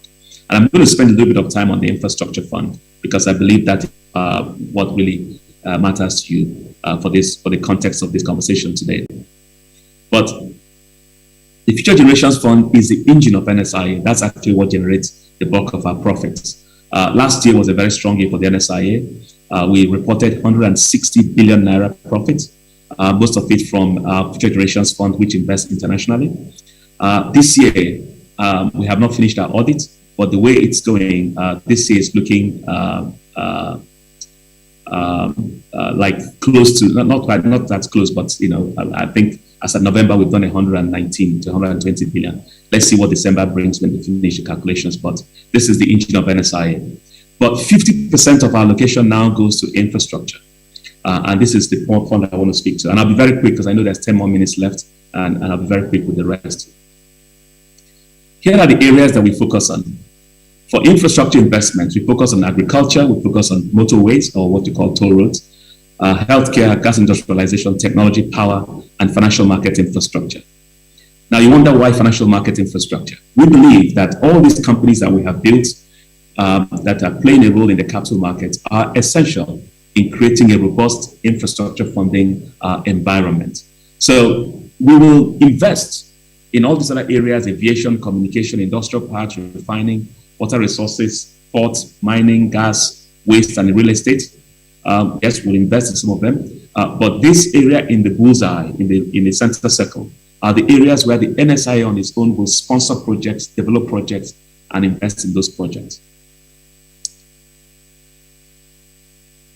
I'm going to skip past this and go to, in the interest of time, I'm going to speak a few slides just so that we can make the most of our time. This is the footprint of some of the key investments we've made across the country and many more. But since I only have about 9 minutes, let me speak to the PIDF and also speak to financial markets infrastructure. Is that okay, Arietta? Yes, please. About 6 minutes to go through those. I'll skip this. It's just showing every investment we've made, where they are located. So let me speak to the PIDF. In 2018, it became obvious that the government could never fund Lagos-Ibadan Expressway, Second Niger Bridge, Abuja-Kano Road, East-West Road, and Mambila through the budgetary process. And here's why. And this is where we have to really look ourselves in the mirror as a country. The average budgetary provision was about 8% for these big infrastructure projects. Now, I'll tell you something. If you are 8%, to mobilize, demobilize will probably cost you about 3% each time that happens, which means effectively you only do 5% worth of work. It will take you 20 years to finish any major infrastructure project in that process, which didn't make any sense. So what the president said was he was going to take those projects out of the infrastructure budget of the government, transfer it to the NSIA with the objective that the NSIA will bring its own capital, raise extra money from private participants, and develop these projects. Initially, it was about 673 billion naira. Of course, eventually, as the scope was changed for particularly Abuja-Kano Road, the total project size is now 1.26 trillion naira.